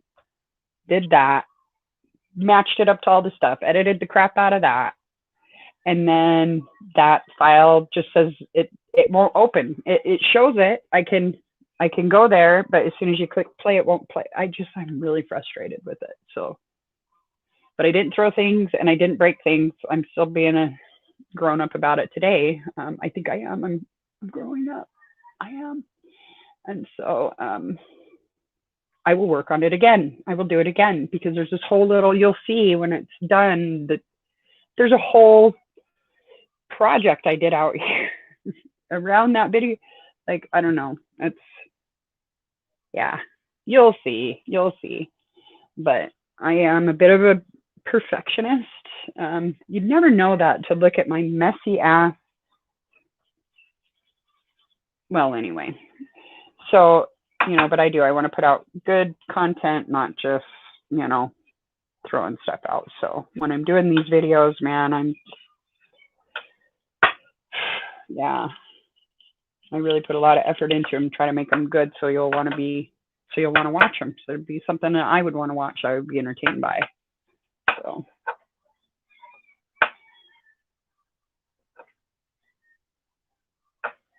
Oh, hi, Allie Brewer. In Santa hats. I was thinking about going and doing a little, like, some kind of beach type something for, like, my Christmas email card, I guess. I don't know. My little, and I say this like I've done it before. I planned this year after year. I'm going to send out a Christmas letter. I'm going to do cards this year. You know what? Maybe what I'll do is I'll send out an email. You know what? I'm going to write that email out. And then do you know what happens? In February, I find that email or that draft or whatever, like it just, yeah. Gotta have, actually that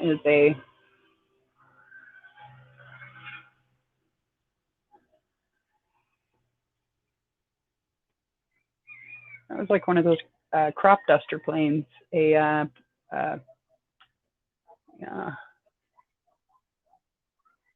cool. I hope I didn't just get crop dusted.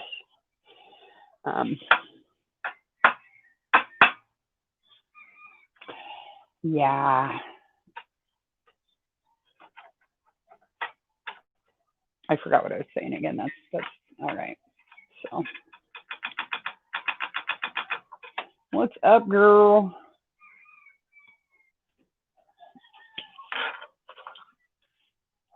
I have to light up a mosquito punk.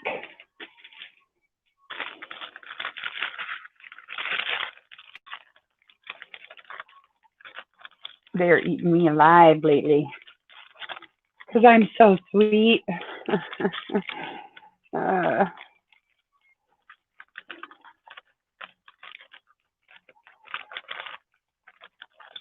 You know what it is my grass is getting really tall and they breed in that grass. So I need to catch up on my yard. But here's what happened. Okay, so I got this super fancy hedge trimmer. And I get my super fancy hedge trimmer, and I'm so excited because I got my fancy hedge trimmer. But I already have a battery because you know how they do things now. You can either get the battery with the tool, or you can buy the tool without the battery and then charger or whatever. But I was like, oh, I already got one, but the motor is seized on this other hedge trimmer. Oh, do you guys know this little life hack? So you got these coil things, and they give you that crappy little stand. But watch this.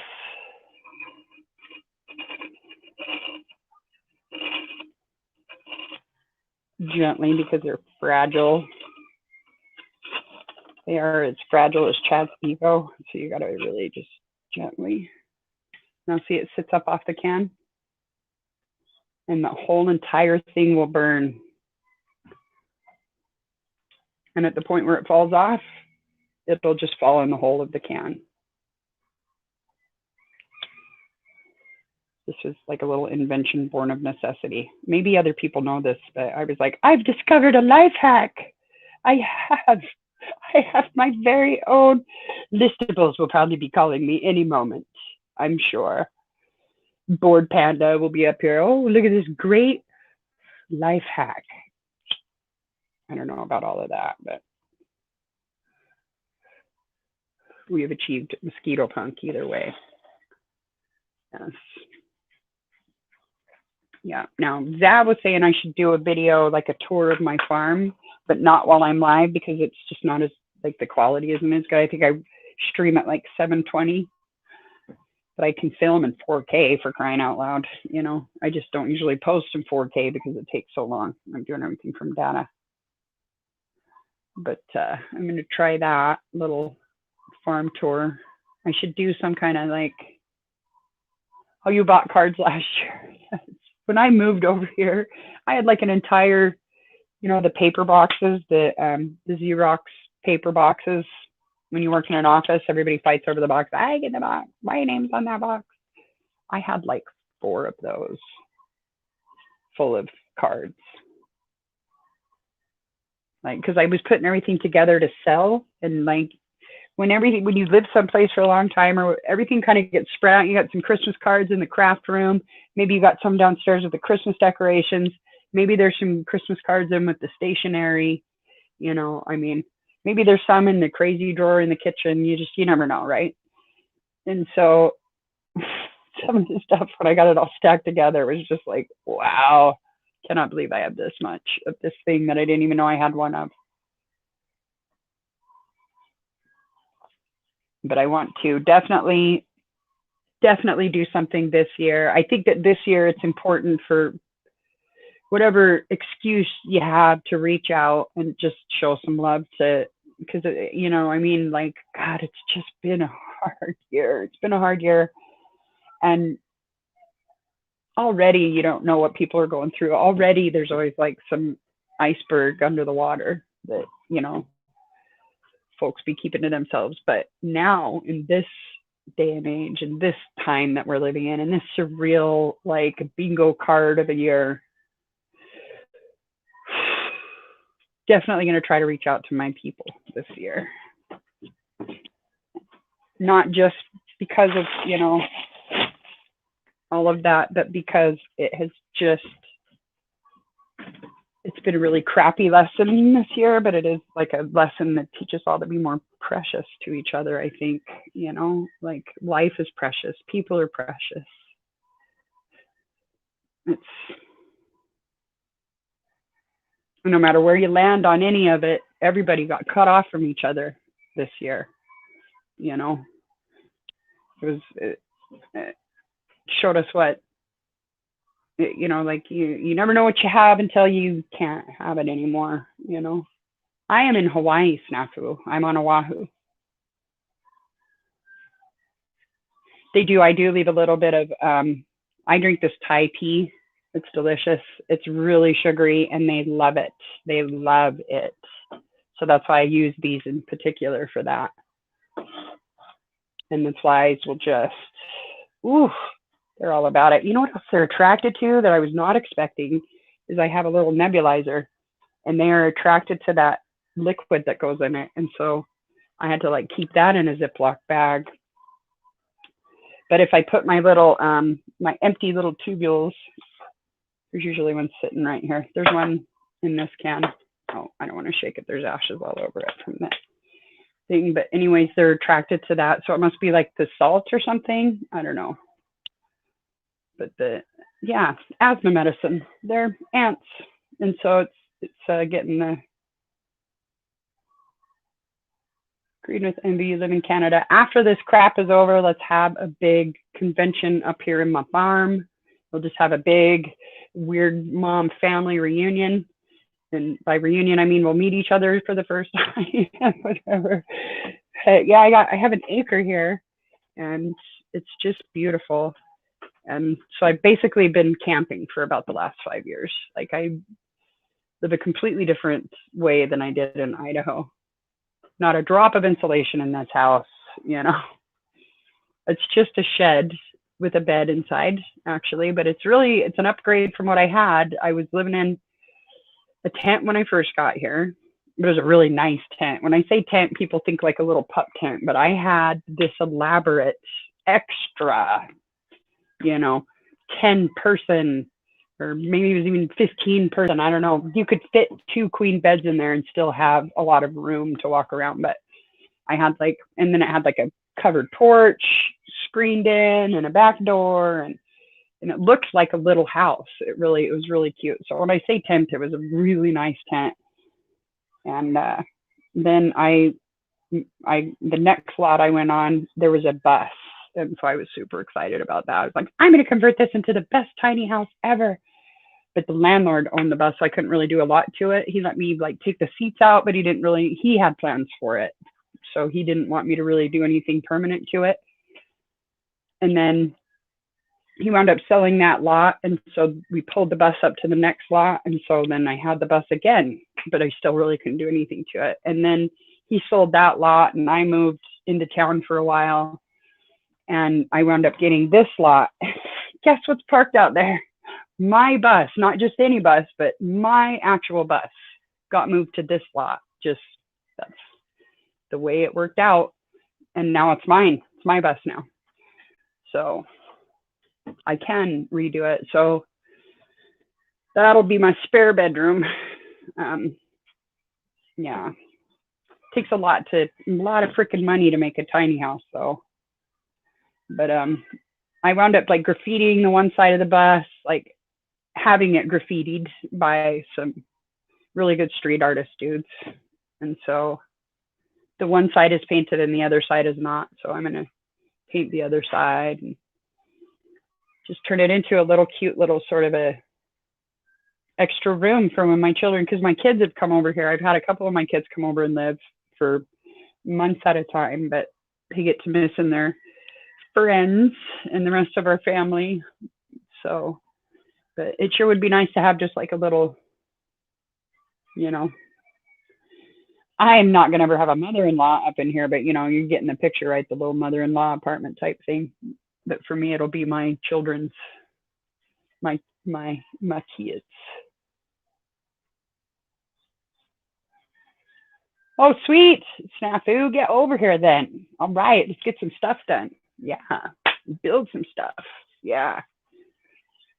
This I'm almost embarrassed to show it because I didn't build the building originally, but I've added stuff to it, and then I had to throw like plywood up because there was a hurricane coming, and we were pretty convinced it was going to hit us hard, and then it didn't. But I really like it being all enclosed because now it can't rain in on where my food prep areas are and stuff. So, but I really need to pull it down and do it nicer, put some windows, But I keep thinking I'm going to fix this up, then I'll show it to you guys. But maybe I should just bring you right along on the journey, would you? I don't know if y'all would like that, but it's off-grid living at its finest. It's so off-grid up here. You can't get mail. The roads aren't on Google Maps yet. Like Uber cannot find me up here at all. I have to walk down to the main road if I need an Uber, and it's far. It's like a 30-minute, 30 minutes if you're strolling. You can get there in 10 minutes if you're real pissed off, like I've done it. Get over. It's fine. I can really book down there because it's downhill, but walking back up here, that's crappy. And it's like, what do you call it? Washboard and dirt roads and stuff, but it's awesome. I have the whole view of the bay down there, Waikiki Bay, so I can see all Diamond Head and Honolulu, Pearl Harbor, all of that. I can see all the planes land. When people need picked up at the airport by me, I watch for their plane to come in. You can watch on the app or whatever too. And when their plane lands, then I leave my house and go pick them up because parking is a nightmare at the airport, and they won't let you, someone has to be actively running towards your car when you pull up to the curb at the airport, or they're like, do a lap. So you just wind up doing laps and laps and laps around the airport complex. But it works out. The timing is perfect for me so when I come pick y'all up from the airport, when you get here to come visit me, after everything is settled down with this whole, plague thing that we have going on, that's what I'll do. I'll watch for your plane to land. I'll see it, and then I'll leave my house to come pick you up, and it'll be just right. That gives you just enough time to get off the plane, go pee, pick up your bags, and meet me at the curb. So I get embarrassed sensible crying because it's messy, you know. So first of all, I'm not the I used to be such a neat freak too. It's funny, but then I had kids, and they will cure you of that, you know. And I had a lot of kids. So I had 70 kids. No, I'm just kidding. No, but I would have, I mean, because it's not like you just have your kids. Like my house is the house that all the kids came to on the block. So like I always had like 15, 20 kids around, man. Like I know I gave birth to some of these, but like I don't even know where those ones are. Like I don't even think any of these are mine, but I mean they're mine now. You make sandwiches, you know. So I just kind of got over that need of everything being perfect, that I felt like had to be there or I wasn't a good mom or whatever, you know. And then, you know, obviously being sick too, I didn't have control over it before. Like when I was healthier, I could be more perfectionist, you know, and be like, I'll just do it myself, get out of the way, I'll do it. But then, you know, when you're bedridden and shit, you accept that the shit is done. You accept that the laundry is done. Do you give a crap how the towels are folded? No. Do you even care if they're folded? No. They're washed. They're in a basket. That's good enough. You're close enough. Great. I wound up moving everybody's clothes into the laundry room around that time because it was just easier. Comes out of there, goes back into there, you know, like, so, but I get self-conscious about this farm because it's hard to keep it, like, because I am fighting against these animals that are just like, right now I'm looking at a thing of potatoes that the chickens dug up out of the garden and have next to the garden. You know, I mean, the dogs will get into the trash and string it clear across. It just, you know, but that's, you know, country living. It's a messy farm. Yes. Yes, that was, yeah, exactly, snafu. Um, Huge difference between messy and dirty. I've been messy, you know. I've always been like a huge sort of germaphobe.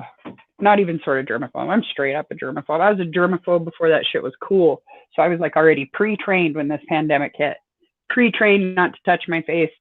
Pre-trained to dab cough, you know, like pre-trained. Like I feel like it became a life skill. My mental illness now, it's a life hack. How do you like that? So that worked out. Right? Yeah. Yeah, and then I've always got like 15 projects partially going. Does anybody raise your hand? Where's the, yeah. So I got the pig waterer. I'm in the process of moving a goat, building a dog house. I got to build a cattery because I have this one cat. She's beautiful. She's friendly. She's so sweet. She's a foster fill. And, but I've had her for years now. I got them as little baby 1 day old kittens. And then I was only supposed to be feeding them for a few days for them to go to a mama kitty. But then that mama kitty got like a teat infection. And so I was like, oh, 7 days, they're going to be named. They're going to be mine. And that's exactly what happened. So I have the 3 of them. But the one, she's being really ornery and she is bullying the dogs and the cats. Won't let them get up near the food. I feed all over the yard and she'll bully them out of those. If I stand over and make her let them eat, then she'll just bully them later. So she needs a cattery. So I'm going to have to build her, because I had her in my room, but then she just pooped under my bed and then she peed on my pillow. And I was just like, hey, dude, I am working with you here, but you are not working with me. Help me help you. So, but I'm just going to build her a big, where I could actually go inside there. And yeah, so it'll be, one side will be chicken coop and the other side will be the cattery, a big catio. And then I went down into the yard where the dogs, that's their run around yard. Now, because I've been sick, I haven't been taking them down to the yard. I've just had them up here on the porch with me or in my room with me or whatever. So I go down there and it's been like 10 days, 10 flipping days. And it looks like No one has trimmed in there for a couple of years. Like the grass is this tall. Like it's so. I feel attacked by how tall that grass is right now. I need to speak with the grass manager because this is some bullshit. I can't keep up with this. Like I will keep up with it, but man. So then I get this awesome hedge trimmer thing, right? And the battery. I started to tell you guys about this, right? So the battery didn't work with the new thing. And so I order a new battery. Been waiting forever for this battery to get here. And Mala, my little puppy, chewed the cord off the end of the transformer, the little block part. She bit it off right here, like that, my cord for that. So by the time I finally get the battery, I will not be able to charge it. But it's like one of those ones that looks like a big alligator mouth, and this could be a dance move. Ooh, it's a new TikTok move, you guys. The hedge trimmer. Okay, I'm gonna stop. Anyway, yeah, so big beefy looking thing, and it's like the pole one, so I don't have to bend over. It's perfect. It would be great, except Murphy's Law hates me. It hates me. So why with this damn hedge trimmer? Yeah, and that's just the projects that I can see from where I'm sitting. I got to finish that garden right there, that garden bed. I'm going to have to pull my lawnmower apart. I have a lawnmower, so if I can get the grass to stay at a certain level, it's a badass lawnmower. I can't even believe the thing works that well out here, but it got hurricaned, and now it doesn't work. So I thought I had moved it in. I didn't. This jungle cuts absolutely no slack. Like, it's brutal. When I screw up something like that, then that's it. If I leave my shirt out on the chair for a day, boom, bleached out, could have a centipede in it for all I know, so I've just been sick with the chronic illnesses that I have. I think I'm actually going in for a test tomorrow because we just can't be too safe. So I don't know how many Q-tips this is jammed up my nose, but whatever. It's better safe than sorry, but it is most likely because my sense of taste is great. When I had my issue earlier this year, it made my taste screw up. I got like weird rash on my toe. Like there were other things that make me confident that this is just a flare up of my COPD, my autoimmune disorders. I got really run down and really sad, and then worked really hard, and then medicine I needed, and my doctor didn't want to fill it even after that. Yeah. So it was just kind of a trifecta, and it just knocked me on my butt. So I've been down since a couple days after Thanksgiving. Today I'm starting to yesterday I kind of had that like, oh, I'm going to live. It's going to be okay. The medicine is starting to work. And then today I feel a little bit better, but I still just feel foggy, because I was like running a fever and everything. I run these little baby fevers of 100 degrees or, when all this happens. And then it popped up to like 101. So that's why I have to go get the test. So I'll do that Monday. Then we're going to do a bunch of blood work, make sure everything's functioning right. But I've just got a grip of medical problems. So that's what I've been sick with. And I don't really, I have limitations, and I don't respect them the way that I should until it knocks me on my butt. And then I'm like, okay, I shouldn't have done this. And I really pushed that too far, and I should have this and that, but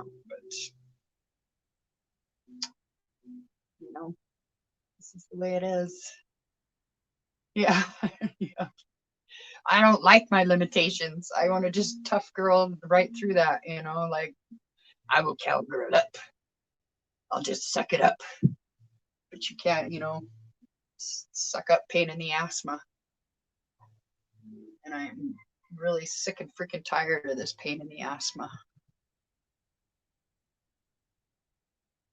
I'm excited about the day when I can finally like laugh without coughing. That's gonna be great, right? It does suck so bad. I threw my back out the other day, just like like a little like that when I was turned the wrong way, but like that much of a cough, just a little like that. Yeah, I was like, oh, okay, oh, you know, you gotta hurry, get some heating pad. Oh my goodness, some Epsom salts. It's just, are you serious?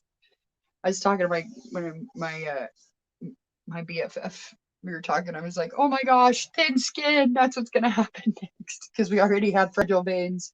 Paper skin is what we have to look forward to next. The paper skin to go with the fragile veins. It's wonderful. And then, like, suddenly I've got jowls. When did that happen? That snuck up on me when I didn't have a lot of access to a mirror. And so, because I don't have like a standard bathroom up here, I don't wear makeup. I put my hair up in a ponytail. I can go days without looking in a mirror. I mean, my hair regimen is wash it and then and then put a little clip in it. That's it. Like, my hair does what the hell it wants. There's no, so I feel like those gels just really snuck up on me, like, and no one told me. No one told me this happened. Like, I remember, like, I remember being like 21 so vividly. I just like that just happened. Like, how is this possible? This is not possible.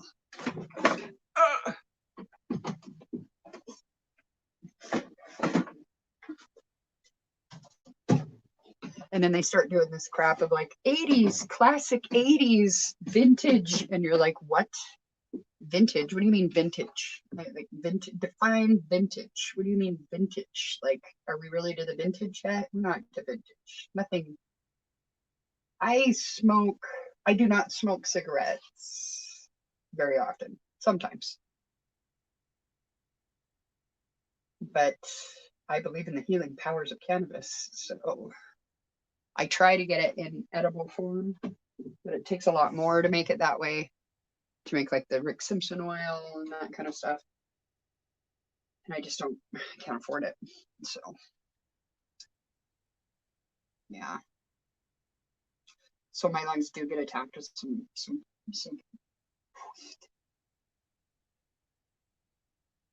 I was going to do a makeup portion of this today.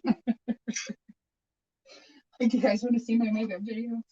I'll show you my makeup video. Where's my wipes at? That's wiping my face off with a baby wipe. Okay, done. Oh, wait. Let's get super fancy and wear chapstick. See my chapstick. Like, I should. I had daughters, though. I had 5 daughters and 1 son. So I sold some Mary Kay and I sold some Avon just to keep my daughters in their, geez, makeup costs a lot. Holy crap, makeup costs a lot. And that was years ago. It's even worse now. I cannot believe what they get for, and then there's like this eyebrow pomade situations happening. Like, we just had a stick. I literally still have part of the stick that I bought in high school. I think, like, they had these big long, do you remember those? They're like no, it wasn't Lancome. What was it? It was a higher end eyebrow pencil. I mean, higher end to me is probably like low mid grade for a lot of people, but I'm like, it's not Wet and Wild, so it's a higher grade. No, but yeah, it was like this. I think they were like 1.5 feet, 18 inches long or something. So it was like ridiculous to be putting the thing on because it's like putting your eyebrow like with an arrow, and they had like eyeliner and eyebrows, but they had the perfect shade. Like, look at these eyebrows. There's not, anything I do to them, it looks fake to me. It looks weird. People put my eyebrows on, like, folks just love to do my eyebrows. I don't know why, but people will be like, oh, can I do your eyebrows? Like, why? But yeah. How did I stop? I suffocated and it terrified me and it made me shit myself. And because I was suffocating, because here's what happens when you cannot breathe is your body starts to prioritize. And here's the worst part about that is you lose your fine motor skills, like the kind you need to dial 911. Then you lose your gross motor skills, like the kind you need to pick up a phone to dial 911, or use an inhaler, or walk out to the road so the ambulance can find you, or whatever. Your body just starts prioritizing. And after it's prioritized away your fine motor skills and your gross motor skills, then it just starts cutting off stuff. It doesn't need that. It's nice to have, but you don't really need it. Like, you know, like your ability to hold your faculties, let's call them faculties. But yeah. And then I nearly died. I almost had to go on a ventilator. And it scared the absolute shit out of me. So I wouldn't recommend that as a stopping technique. I haven't got to that point where cigarettes smell bad. You know what I mean? They still smell delicious to me. It's, you know.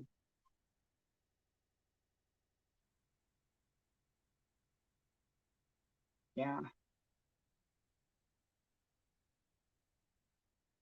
What do? You know?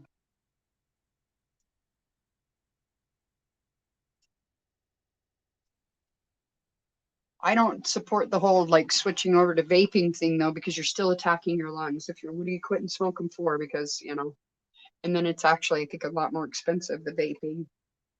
And my sensitive lungs do not like that vaping crap. I cannot imagine that being good for people long term.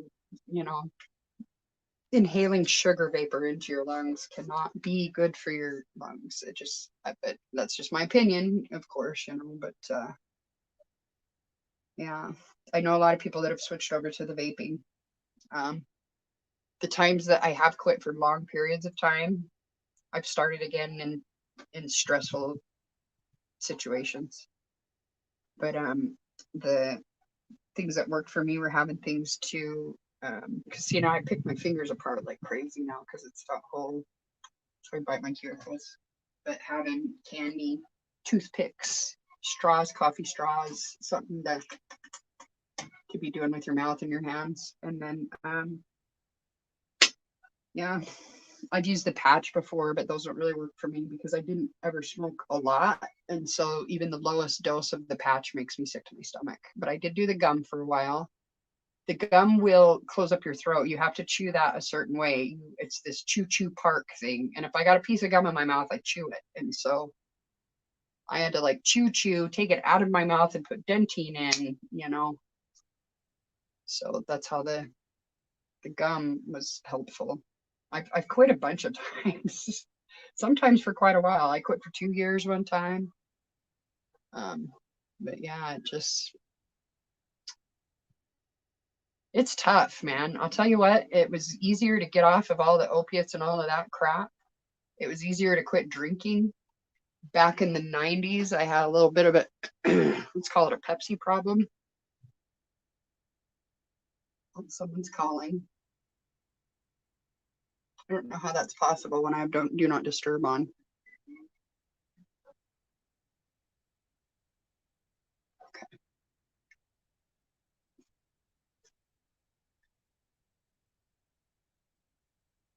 I can't make it stop. Can you guys hear that too? There it goes. It's done.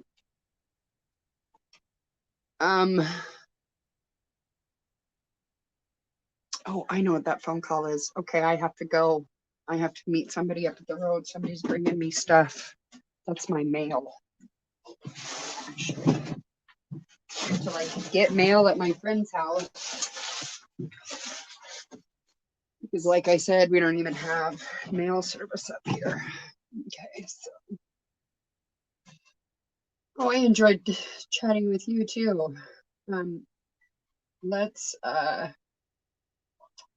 stop this here, and then later on tonight I'll go ahead and post when I'm gonna go live again, probably maybe tomorrow or Monday. Okay.